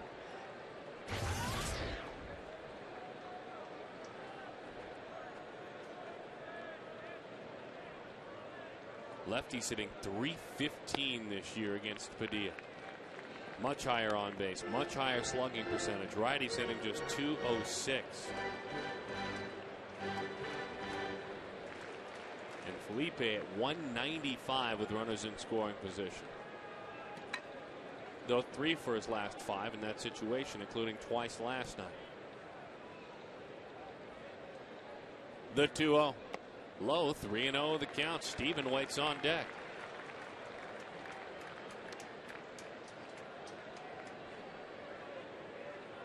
Starting to grind through it a little bit. Pitch count just fine though. And he has worked 6 or 7 innings 4 times this year, so he can pitch deep into a ball game if you need him to. He is here in the 5th. They're trying to push him against the wall a bit. 3-1. Well, right now, if you're Felipe Lopez, you're looking for one pitch in one spot. And if you get it, try and tie the game up. Go ahead and swing it with bad intentions. Anything else, you let it pass. You want to get something you can really take a firm rip at.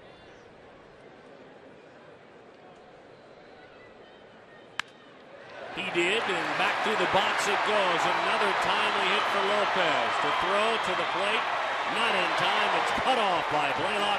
The Diamondbacks deficit is now 1. Lopez very aggressive, much more so than we saw earlier this month. He has 3 hits in his last 3 opportunities, Mark Grace, to drive in runs. And that's the key. Get yourself in a good hitter's count, 3-1. He got the pitch he wanted. Up and in the middle of the plate, and he just ripped it right back up the box.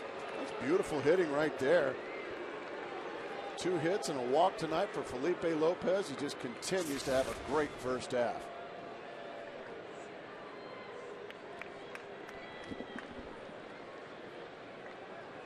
So Stephen Drew. Wide to right, grounded to short. See if Steven can find a gap somewhere. Justin Upton waits on deck. And that sacrifice bunt, we don't want to get too far beyond. With 2 strikes. Setting up that run.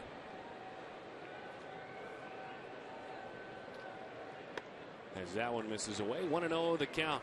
You can't overlook the the two-strike sacrifice that Dan Herron got down to put Miguel Montero in scoring position, helping himself. Directly involved in this run scoring right there was Dan Herron.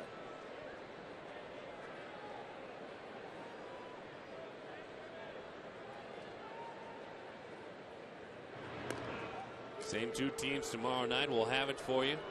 Scott Feldman is on the mound for Texas. John Garland for Arizona.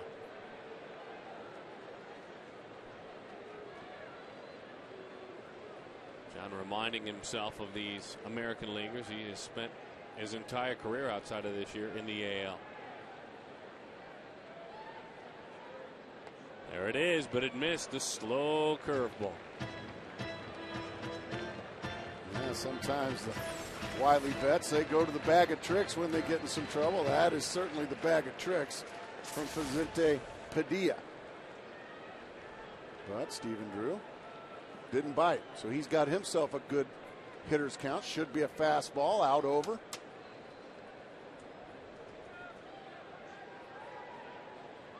Oh, he got it, and he fouled it.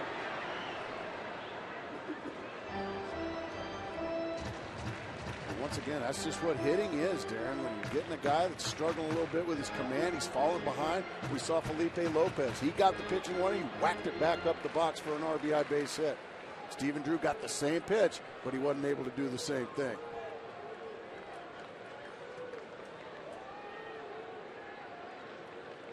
Two and one out. Tying run at first. High fly, and in the left field it goes. Easy chance out there for Box. Justin Upton is 1 for 2 tonight. And a chance to make a big difference in this ball game and pad that resume in order to earn an invitation to Major League Baseball's All-Star game.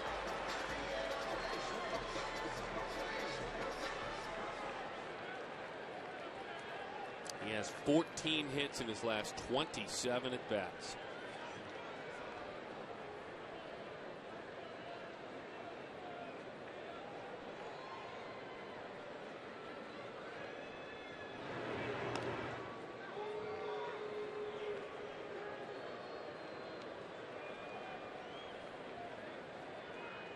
Grounded into a double play in the first inning.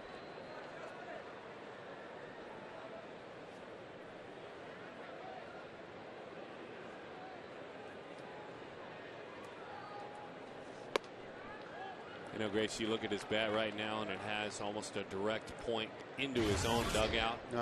Whereas earlier in the season, it had just about a direct point at the pitcher. At center field, yeah, the pitcher. You're right. He's not wrapping that bat near as much. He had a very slow spring, a slow first couple of weeks. It's pretty rapid now.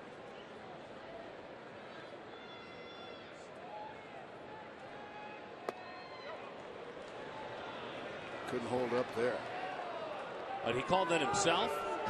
He called it, yeah, the home plate umpire, Brian Gordon, called it a swing. Let's see.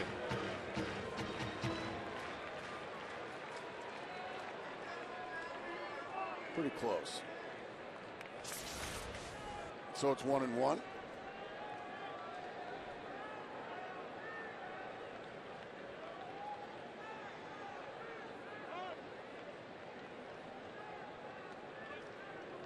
Tired of waiting, Upton steps out of the box.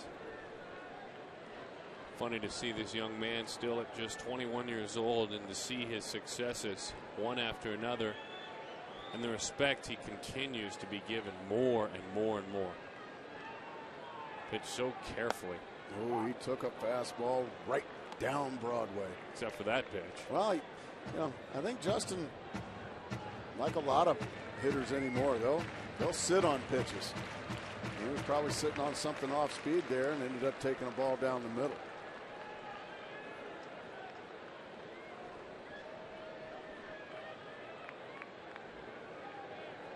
One and two the count. What will he see now? He not comfortable, steps off.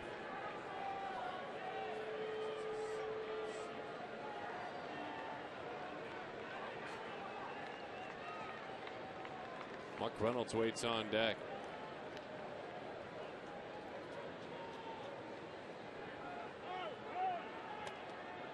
Time was called as that one sails in.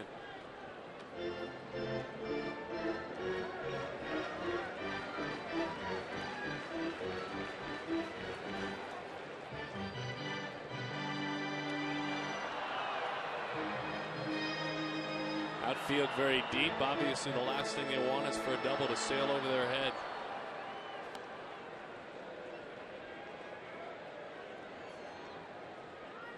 Go to step or two to the opposite field where Justin will go. The long home runs this year. I mean, the memorable ones. Ask the fans in the ballparks like Milwaukee and South Florida. Take a base hit right here. Extend the rally. Runner on the move. Swung at a slider away. Upton goes down on strikes. They do get one, these Diamondbacks. 2-1. They trail it.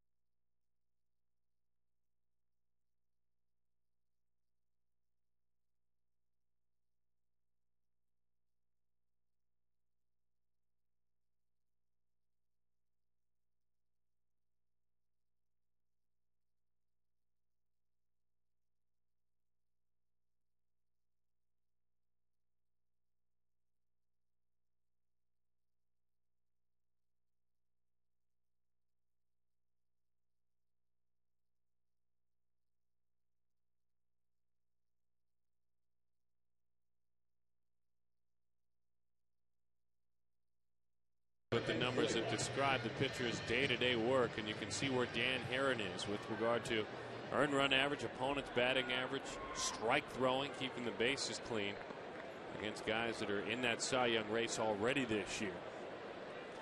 And numbers compare very favorably, if not superior.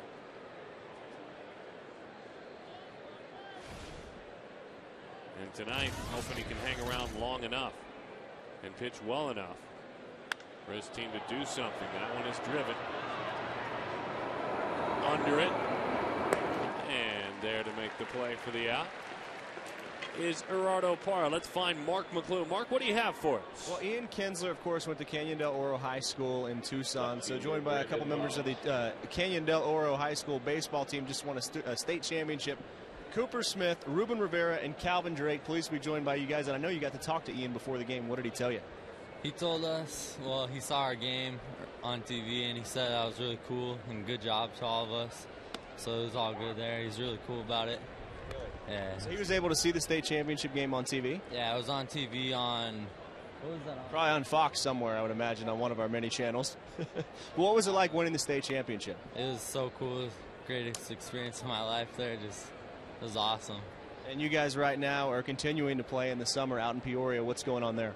We're in a USA baseball tournament right now. It's all week long. We're Tucson Angels. It's cool. Just chilling up here in Phoenix. Yeah. Getting ready for tomorrow's game. So if you want to go out to Peoria and check these guys out, a couple of state champs. Ruben Rivera, he's assured us that he's nothing like his namesake. He knows how to run the bases. Even got a game-winning hit this year in the playoffs. So, guys, we appreciate that y'all joining us, and good luck this weekend. All right, guys. Very good stuff. Some of the younger men following the path paved by Ian Kinsler. Congratulations to them. Taylor Teagarden doubled in a run back in the second inning and struck out looking in the fourth. And Dan Heron showing us exactly what it means, Mark Grace, to settle in and to settle down. Yeah, I was just about to say it looks like Dan Heron's found his stuff, found his location. He's cruising right along. Look at that thing of beauty. And he has put himself in position. Fairly economical matchup here with Teagarden to go back out and work 7 innings again. That one just missed away. Dan Heron has worked 6 or more innings in every one of his starts. He has worked 7 or more innings in 11 of his 14 starts this year.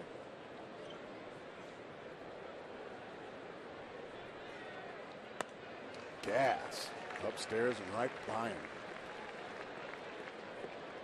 Mark Reynolds is due to lead it off. He bats 4th in the order for the Diamondbacks. Of course, Heron down at the bottom, so that's not a big point of discussion. Not yet, anyway.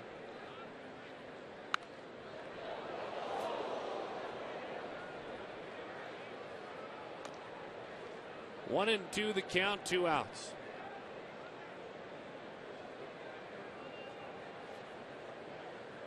Even when he's not great, he's a very solid good, isn't he? I mean, we're very spoiled calling his games every 5 days. Well, you know, I was talking with Mark McClune on the pregame show as he dominates. Quality start, I think he laughs at 6 innings, 3 runs. Who would laugh at that? That's nothing for him.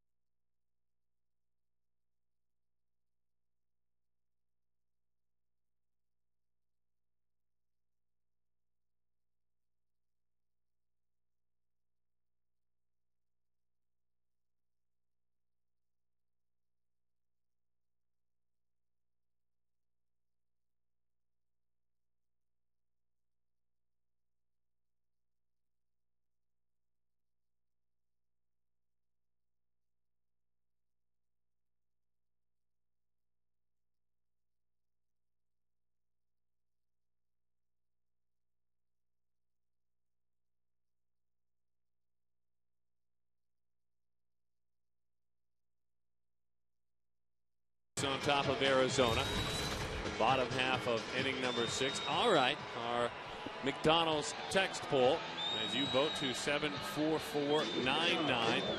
Play general manager for an evening. A lot of weights. A lot of people banging on their desks, banging on their kitchen tables like you, Darren Sutton. Get them out of here. We need new blood in here. And stay out. The guy was a little bit more diplomatic than that. And Darren has offered to even help them pack. I definitely didn't say that. Well, you did. A little bit more diplomatic than that. But I see a lot of people are agreeing with you, Darren. I mean, now, out. Here's Mark Reynolds. I was thinking just wait and see a little bit, you know, not jump the gun. Nope. Not jump the gun. Get out. That breaking ball is a strike to Mark Reynolds. Again, I just said I put the sign in the lawn. I didn't tell them to get off my lawn. Bouncing ball out to short. Notice Andrus. There's that arm again.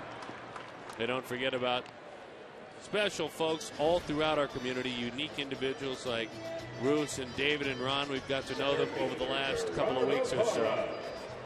And through the end of the evening, you can vote for one of these All-Stars Among Us on FoxSports.com. They'll be honored. And head to the All-Star game on July 14th, seen only on Fox. Congratulations to all three, no matter who is the recipient. 1-0 the count.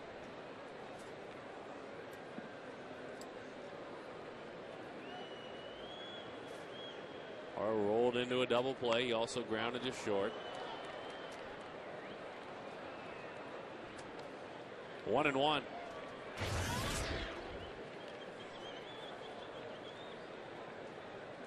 Driving the gap somewhere. You didn't like that bunt, did you? Thought it was a great idea. The 1-1. How about that play down there? Beautiful play. Well, you bring your glove, right? Yeah, he brought his glove and got the souvenir because of it. Nice play. Never know. The 1-2. Hot shot. Drive the ball out there into the corner and then run. Keep it going. Think about three. Why not? Take that bunt and stick it in your back pocket. A triple for Gerardo Parra. Drive it out there. Oh, my partner right on the button as always. Drive it in the gap, he said. Well, he decides to drive it down the line. That ball is crushed. And it pinballs out there in the corner. And by the time the Rangers get it in, Gerardo Parra, gritting his teeth and just running a stand-up triple. And the Diamondbacks in business here with one out. I'm talking about Mark Grace right there. Infield in for Texas, except for on the right side. Kinsler staying back a couple of steps. Now he will ease on in as well. That pitch is into Tony as he jackknifes out of the way. 1-0 the count. Fly to center field and then walked at Tony Clark.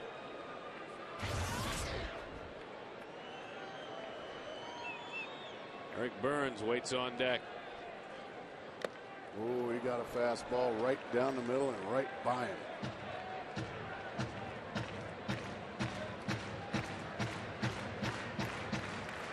Detroit, Boston, the Yankees and the Mets, San Diego and the Arizona Diamondbacks in the career of Clark. And that'll break his bat. He'll need a new piece of lumber. I want to remind you that getting to 6 runs is a very good thing, because anytime the D-backs score 6 runs or more, Taco Bell is giving away 3 free tacos for the purchase of a large drink between 4 and 6 the next day. And with Dan Herron on the mound, you're thinking maybe half that many might be enough to win the ball game. But we still want our tacos.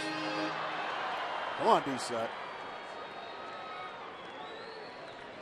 You've been moping around here all night. Come on. Let's get a little fired up. One of Tony's jerseys right there. Just get off my lawn. The 1-2. Oh, he got a fastball down the middle again and swung right through it.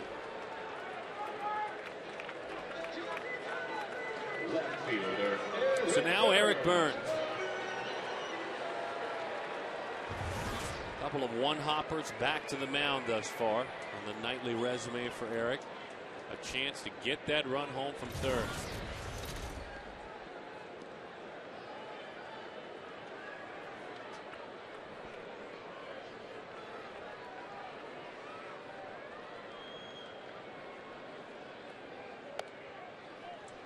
One and 0 the count. He reached back and got 96 miles an hour there.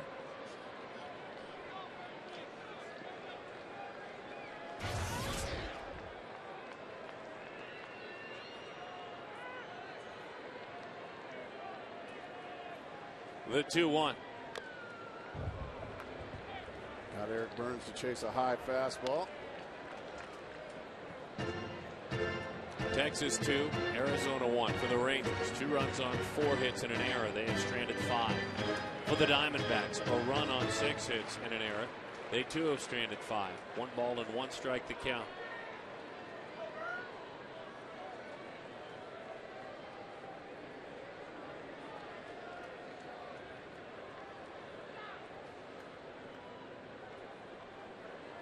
Vicente Padilla has officially pulled the parachute. All right, Vicente, there you go. Get on the mound. Let's play some baseball. Pitch number 90 about to come home. Bouncing ball on the backhand. Kingsley in time for the out. 2-1.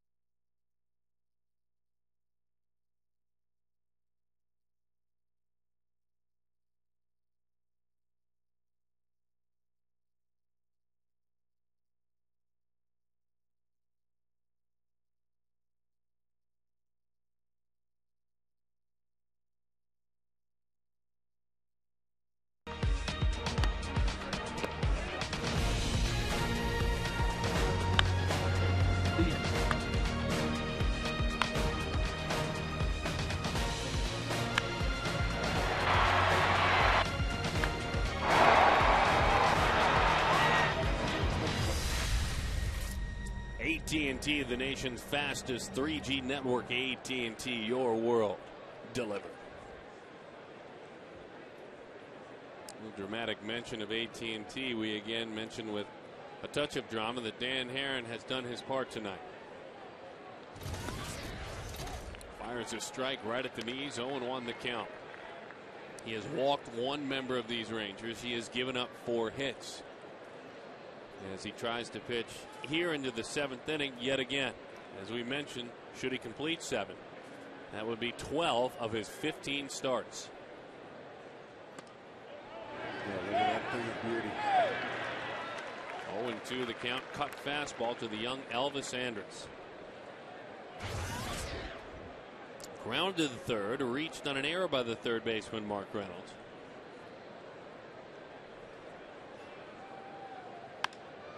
Into center field, here comes Barr. Charging, he is there, and he makes the play for the out.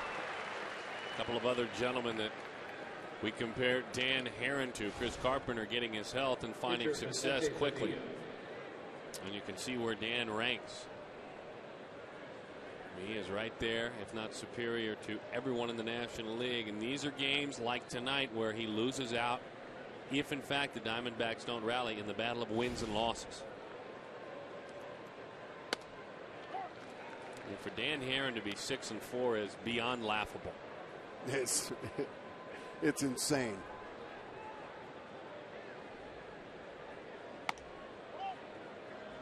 One time this season, one time he has given up more than 3 runs in an outing.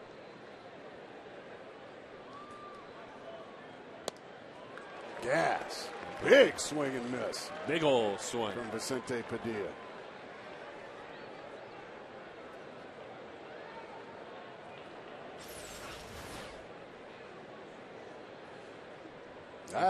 That'll put some fear in Dan Herron probably. He didn't really let that one travel, did he? Well, no. It's what he needs to do if you want to really watch someone, maybe get some film of letting the ball travel as that one's tapped out in front of the box. Nice play by Montero. Goodness gracious. What a play by Miggy. Could have thought about letting it maybe edge foul. Most catchers will let that ball go foul because it's going to go foul. But Miguel just pounces on it and makes a beautiful play. I guess he figured with the pitcher running, why not?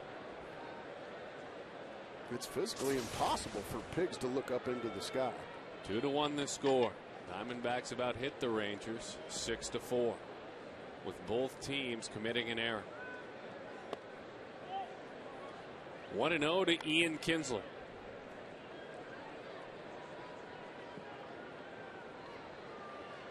Off to short, singled, swiped a bag, scored.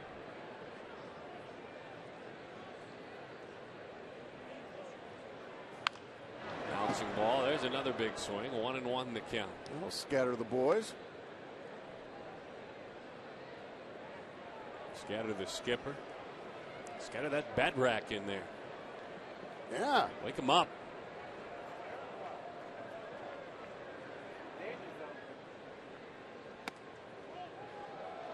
Put those bats out in my yard sale as well. They don't get it going. I'll tell you what. I mean, you want the players gone, the equipment gone. I mean, all the bats and balls out. The 2-1. Deep left field. Eric Burns going back. He's got room! And just enough. Thank goodness for the angles of Chase Field.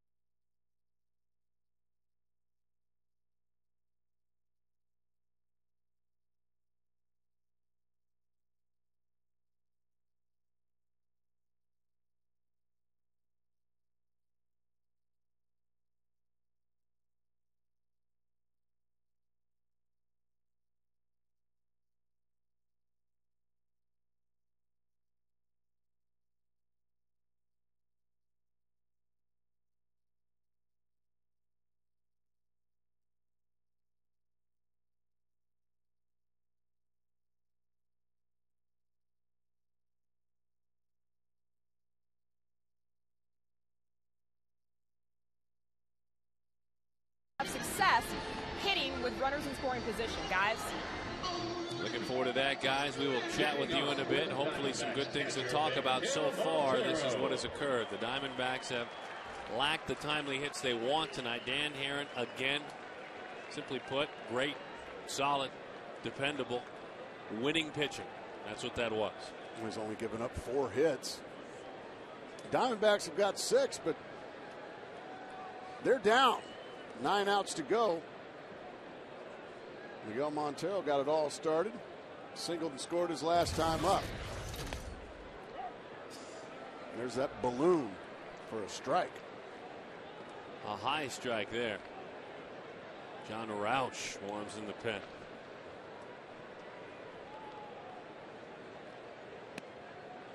And a slider. That one frisbeed over the outside corner.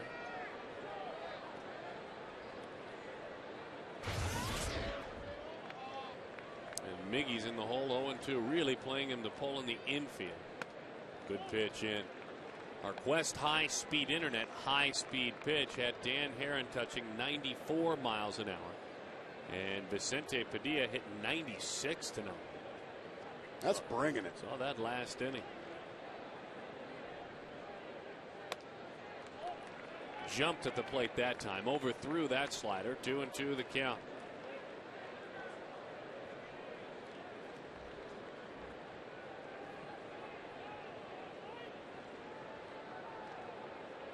Singled and grounded out. He scored a run. The 2-2. Spoiled a good fastball away. That's a good way of putting it, Darren. He did. It was a good pitch, and that's all he was doing was spoiling it by fouling it off. Augie Ojeda has a bat. He's in the on-deck circle. Dan Herron at about 120 pitches is done.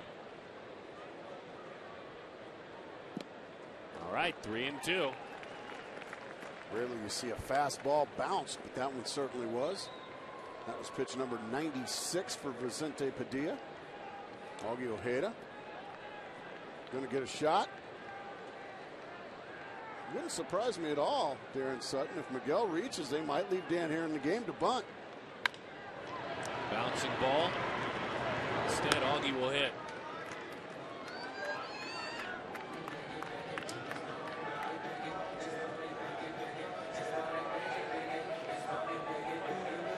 Jacket on. Job well done here, man. Again. We'll see if Augie and Felipe Lopez and his mates can get things going.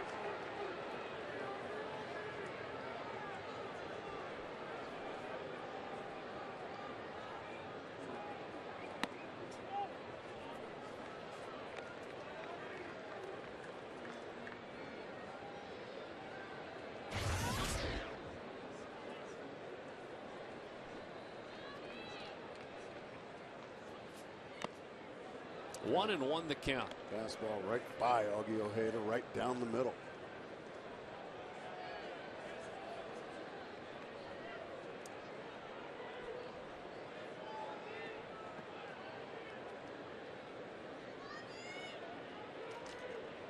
Augie hitting just 154 here in the month of June. That one is low. 4 for 26 this month with a couple of doubles. This year as a pinch hitter, Augie is 2 of 9 again, 2 doubles. Double would be just fine and dandy here.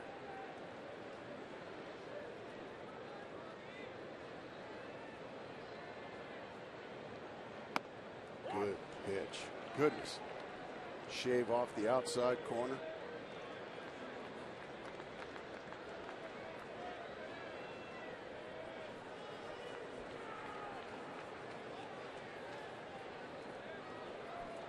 Infield will actually play Augie to pull maybe a step or two. The outfield, as expected, shallow, almost playing him like a right-handed pull hitter. Not too shallow. The 2-2. Hits it into left field. As we said, you can't get too shallow out there, and perfect spot to make the play for the second out. Trying to get something going. Yeah, Felipe Lopez, he's been all over the base paths here this evening. A couple of base hits. He drove in the lone run for the Diamondbacks back in the 5th inning. He's drawn a walk. He's had Vicente Padilla's number.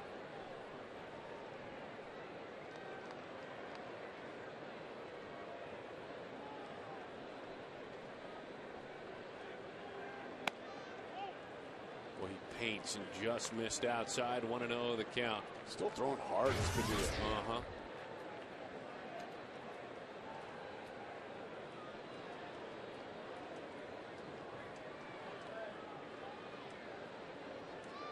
Very, very deep in the outfield.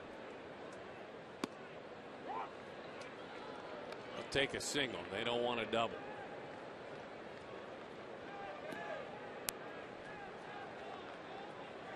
Ron Washington, New Orleans native. Well, I love spending time in his office. He has paid his dues to get here, hasn't he? And he's a good manager and a good man.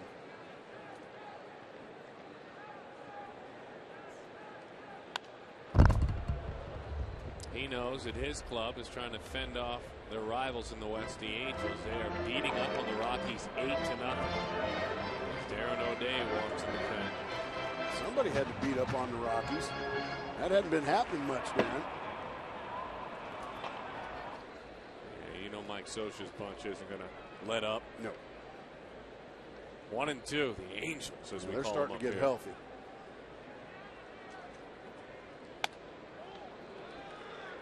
2-2 of the count. He's saving his best for last, isn't he? Trying to sprint through that finish line, Padilla.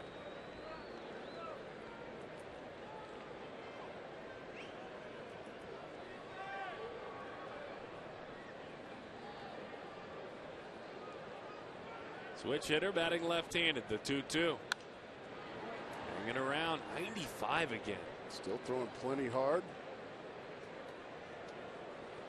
You face Padilla at some point? I did when he was a Diamondback. Was he a hard thrower? He was also a Philly when I was facing him. Yeah. Oh, yeah. Threw real hard. Didn't have the curveball back then. He was just mostly fastballs and just kind of movement everywhere. But he's learned how to harness all that movement, keep it in the strike zone. Always a world of talent. Still just 31 years old.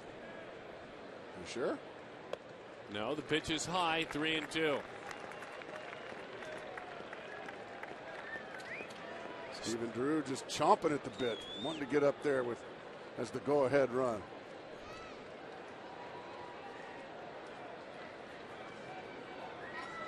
Take that. Certainly take a homer. Right into the side. 3-2. Got him. An outing by Dan Herron. His team may win, but he will not. An outing wasted.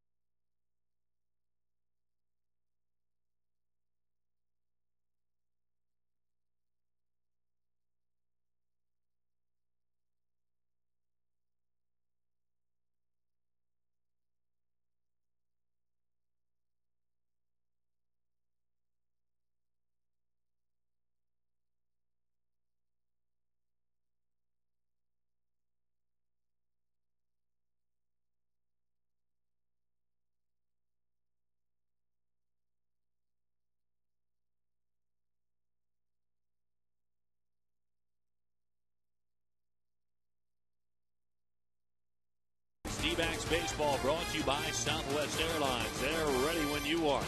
Go to Southwest.com. Grab your bag. It is on. And by Blimpie, America's Sub Shop.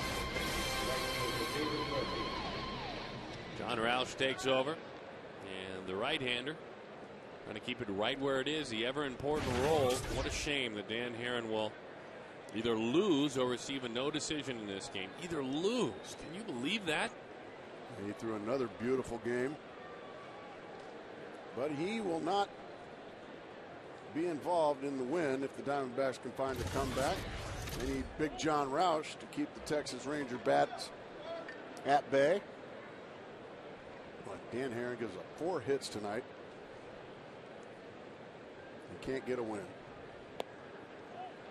Change up is low. 2-0 the count. Everyone shaking hands with Vicente Padilla, including Andrew Jones. Talking about letting the ball travel. That's what you're getting to earlier. 2-1 the count. Hey, don't forget, browse from the largest selection of authentic team gear. We like to talk about the hats and the jerseys, the collectibles. You can get team gear straight from the source. Visit dbacks.com/shop. That pitch is high. 3-1. Tale of a couple of months for John Roush. His first 22 appearances, he'll tell you, struggling to find velocity, stuff, results. An ERA of 7.23. Since, much better, as that one has popped up. Montero, Reynolds give it a look. It's a souvenir by a couple of fans. Bouncing down below. Here's the difference, Mark Grace, and it's dramatic. Extremely dramatic.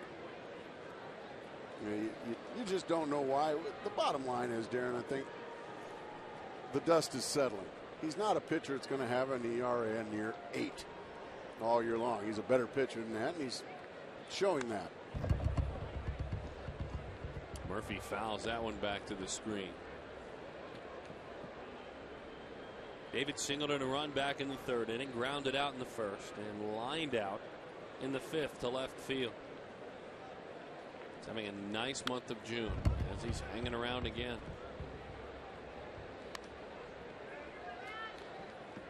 Red Sox #1 pick in 03 out of Baylor was part of a trade that had Eric Gagne going to Boston from Texas, and he's earned himself a walk.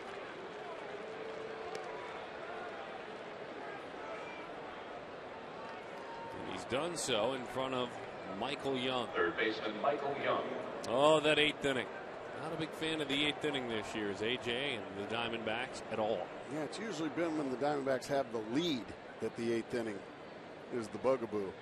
Michael Young very happy to see anybody but Dan Herron on the mound.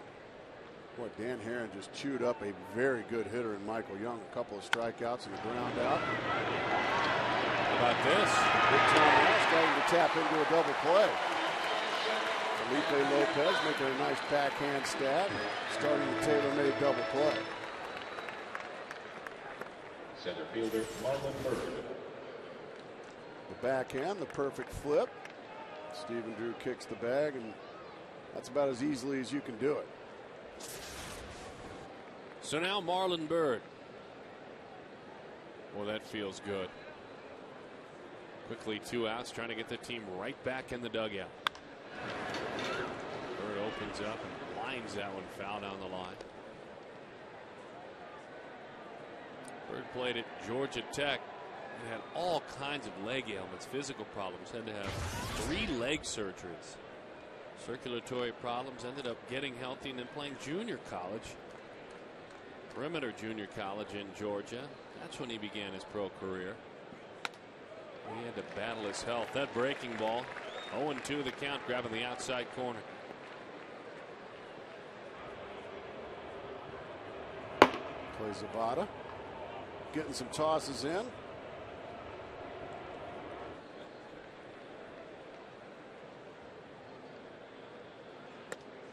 Wow. Roush made that look easy. All right, boys, quit wasting solid pitching because you have had a basket full of it tonight.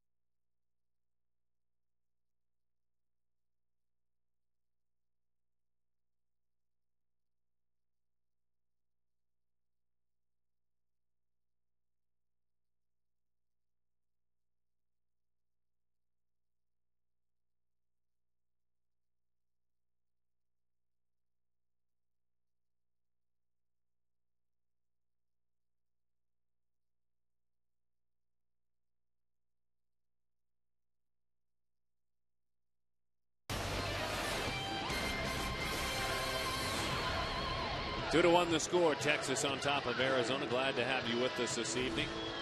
Our Nova Home Loans in-game box score. Felipe Lopez doing what he can.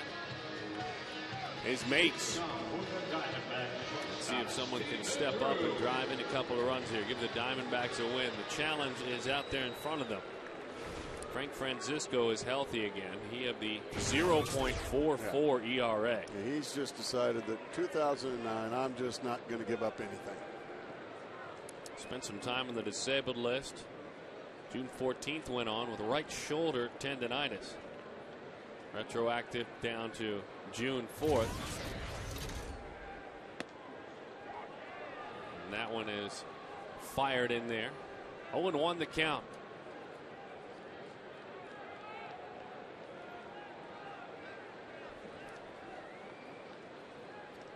Lowest ERA amongst all relief pitchers in the game. Stevens says, I'm not too impressed. Playing very deep, so it allows him to hustle on around into second, hit first line. Your tying run is in scoring position.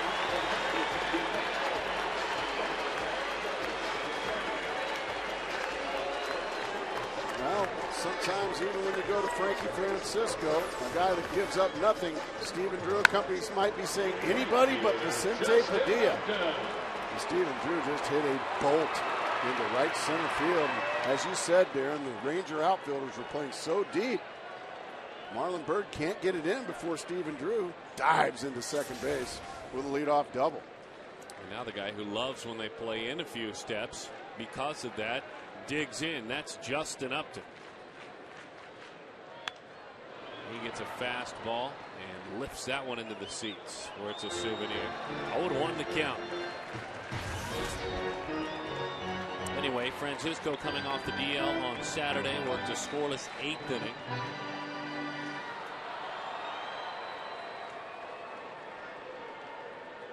Opponents hitting just 151 against him. That just went up.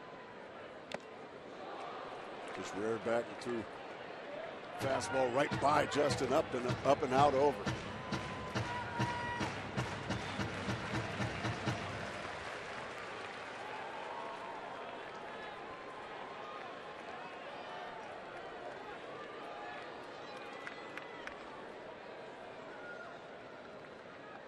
The 0-2. Popped it up right side.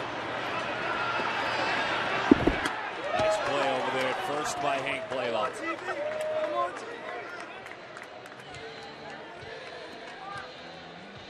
So Justin can't get it done. Hank Blaylock comes over and makes a nice play, reaching into the dugout. Now Mark Reynolds.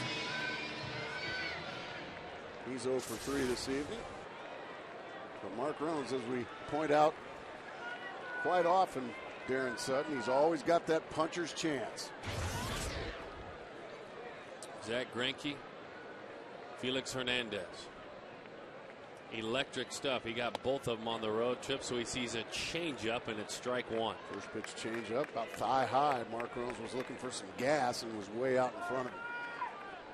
Smart pitch. Very smart pitch. Not only that, but executed.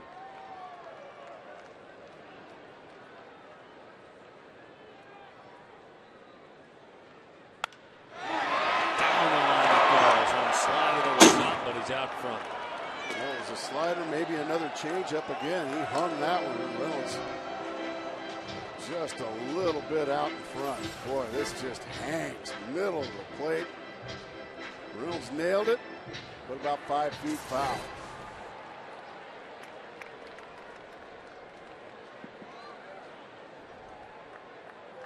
I think he probably just talked Francisco into throwing something a little firmer, maybe a fastball. He went with the breaking ball and got him. But he threw it in the perfect spot, Mark Grace. Sure did.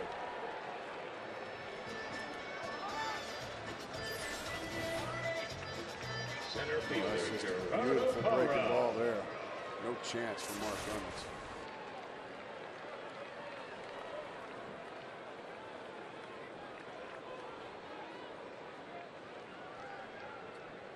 And so now Gerardo Parra. This is where he's excelled. You bet. Runners in scoring position this year. 13 of 27.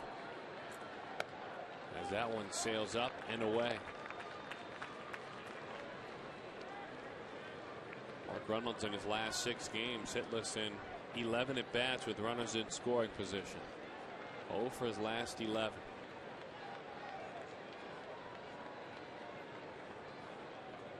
Two to 1 the score.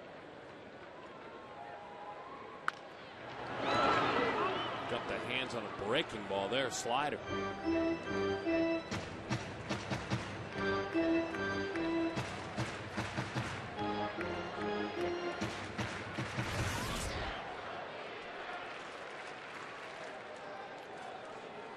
This is probably the only inning, obviously, you'll see Francisco just coming off the DL. Giving him what managers call a softer landing. As that one is in, it trickles on by, and Segura will move up.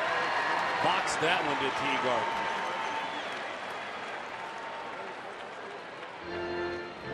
Teagarden wants this on the outside corner, and watch where it goes, though. Down and in. Tough to get to when it's coming in at 95 miles an hour. That'll go as a wild pitch. Rally caps, those beautiful young ladies. Trying to get them going.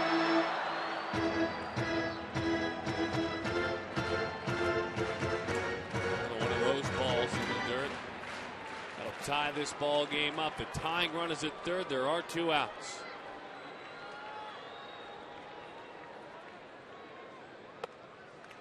Boom, a changeup pushed it, and the count is 3-1.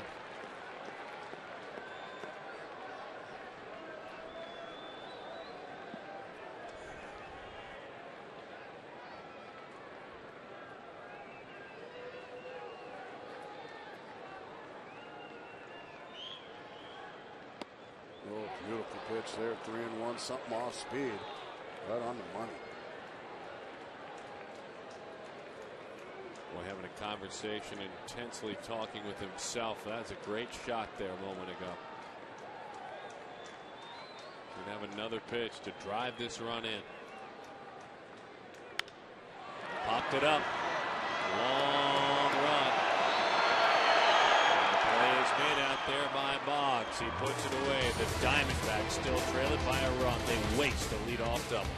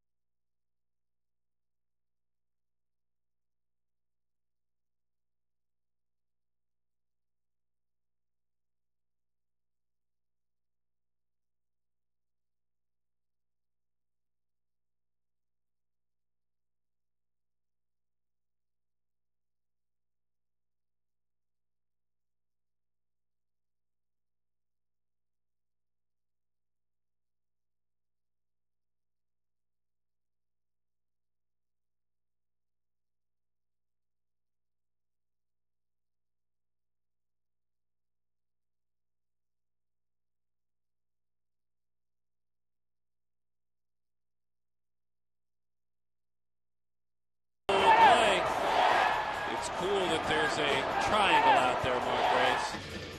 Take Very advantage cool. of your home park, and that's what Dan Heron and Eric Burns did to retire Eden Kinsler a couple innings ago. All right, Gracie. What do you got? Throw 0 up on the board and then win this game. Well, there's been lots of zeros thrown up on the board. Now on the other side, up top, there's been plenty thrown by the Diamondbacks. They need to do it again. Yeah. Dan Heron's been terrific. Big John Roush had a quality 8th inning. They're going to turn it over to Chad Qualls, the closer. He's going to come in and try to put a donut up in the ninth and give his offense a chance. Tony Clark, Eric Burns, and Miguel Montero. Those are the guys that are going to have to be the heroes. So Chad Quall's going to try to keep them right there. Middle of the order due up for the Rangers, starting with Hank Blaylock. 1-0 the count to Hank Blaylock. Hank walked, struck out, flied to center.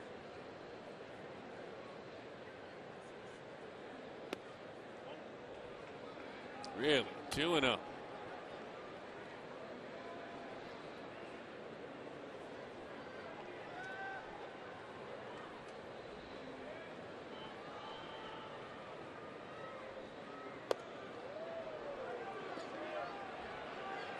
Three and 0 the count. Qualls worked on the 18th in a win at Kansas City. 1 inning and 3 runs allowed. As he fires a strike in there, 3-1 the count.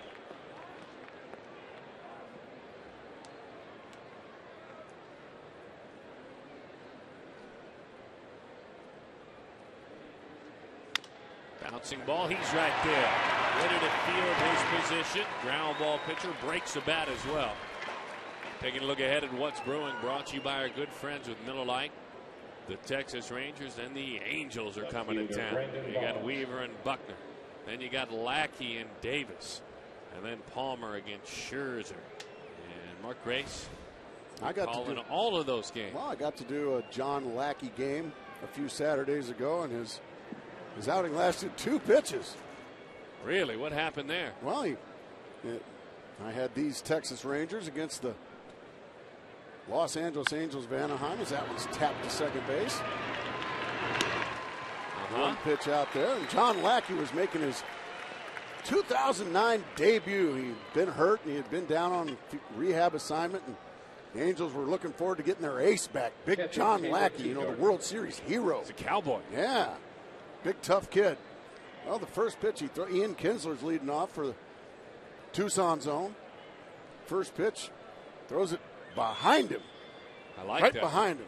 Well, I don't think Ian really liked it very much, but he threw it behind him.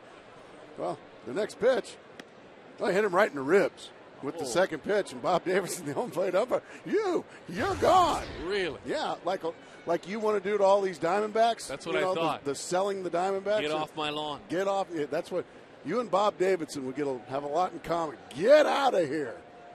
I like Bob. 2 pitches. I like John for doing Big that. John Lackey was gone. Somebody say something to him or bark at him, or was he a little wild? Well, I think it was. I think he hit his spot. Yes. Okay. Yeah, I think it had to do with maybe some. I know you did a little reconnaissance, so we won't make you share, but I think Big John Lackey did what he wanted to do, and that is hit somebody. Good. And poor Ian Kinsler was the chosen one, but 2 pitches gone. See, he probably doesn't get thrown out if he hits his spot the first pitch. I agree. If he hits him with the very first pitch, he probably would have finished that game. Slider there. 2-2 the count. So that's the scene. We'll have the Angels in town this weekend.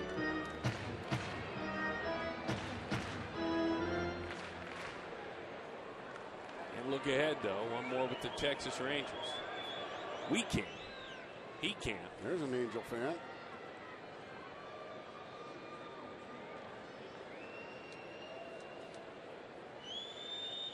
Two and 2 the count. Elvis Andrus waits on deck.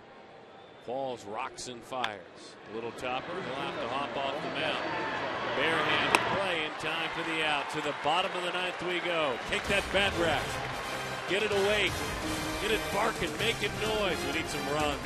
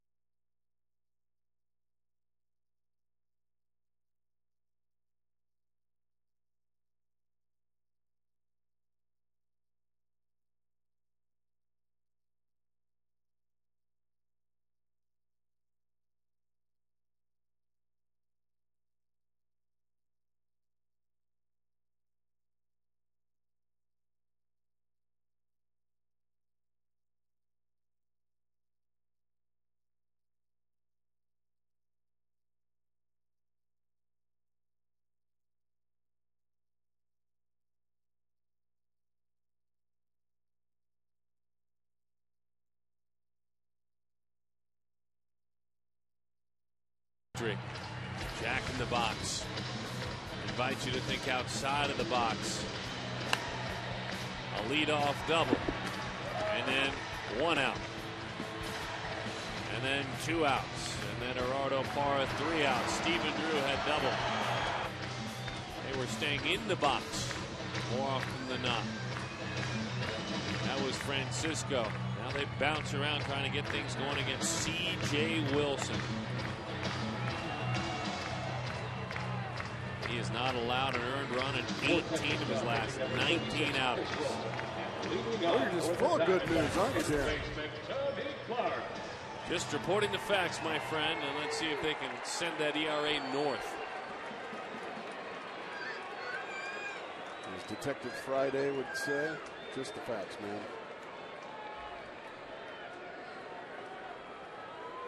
It's Wednesday. It's very true. Here's Tony Clark.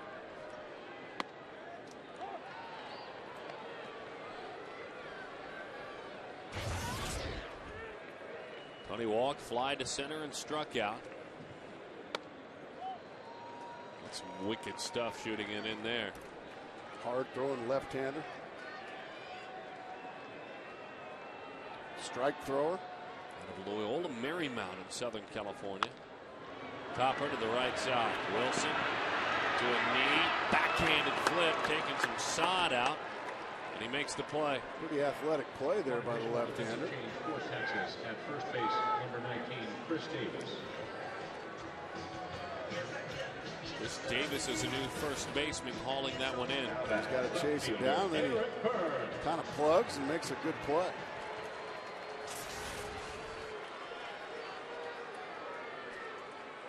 So Tony is erased.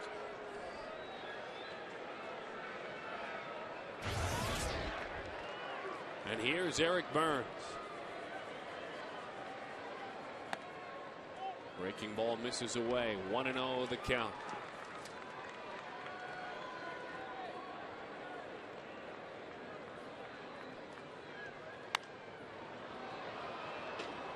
One and one the count.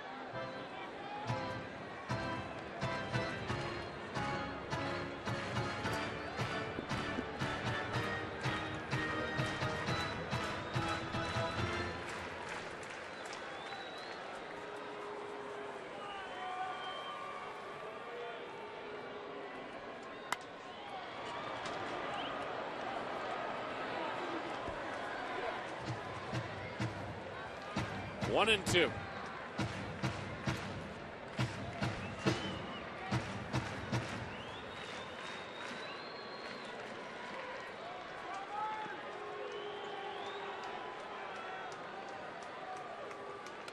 Whoa.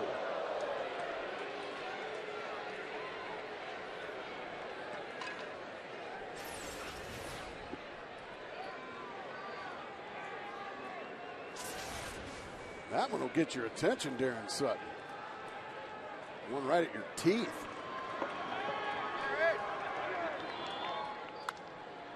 Fouled off.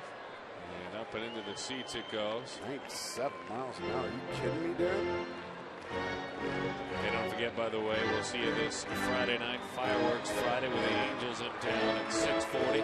Gila River Casinos brings you fireworks after the game. 602-514-8400. 2-2 the count. Just missed inside. 3-2. It's nasty. That's hard throwing. It's Norm Charlton. Ooh. That brings back bad memories. Sorry. 3-2 the count. Bouncing ball to the right side. Down to a knee. Here's Kinsler, who throws in time for the out. 2 away.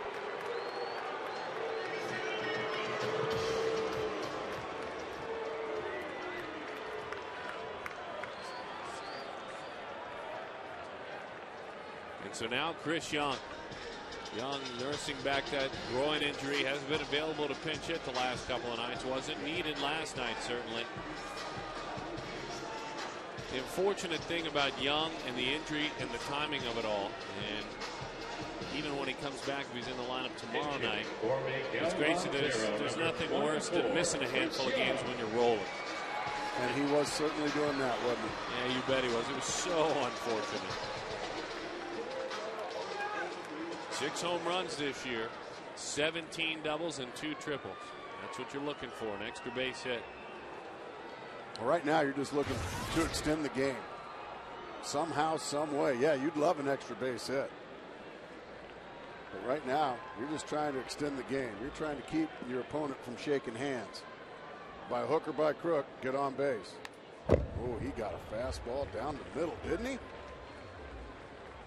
He went right after him, right out of the gates.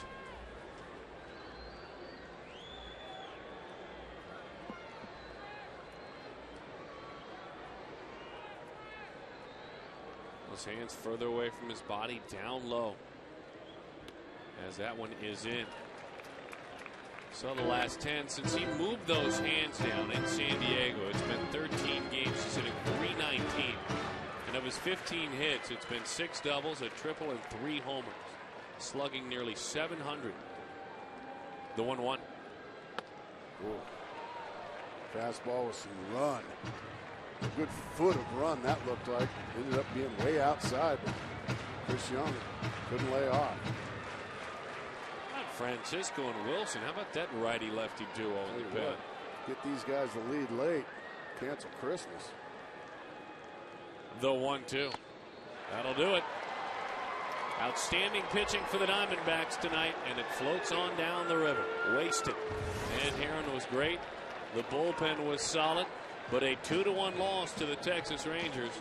Well, these are frustrating ball games, Mark Grace, when you lose a game like this. Yeah, and Dan Herron once again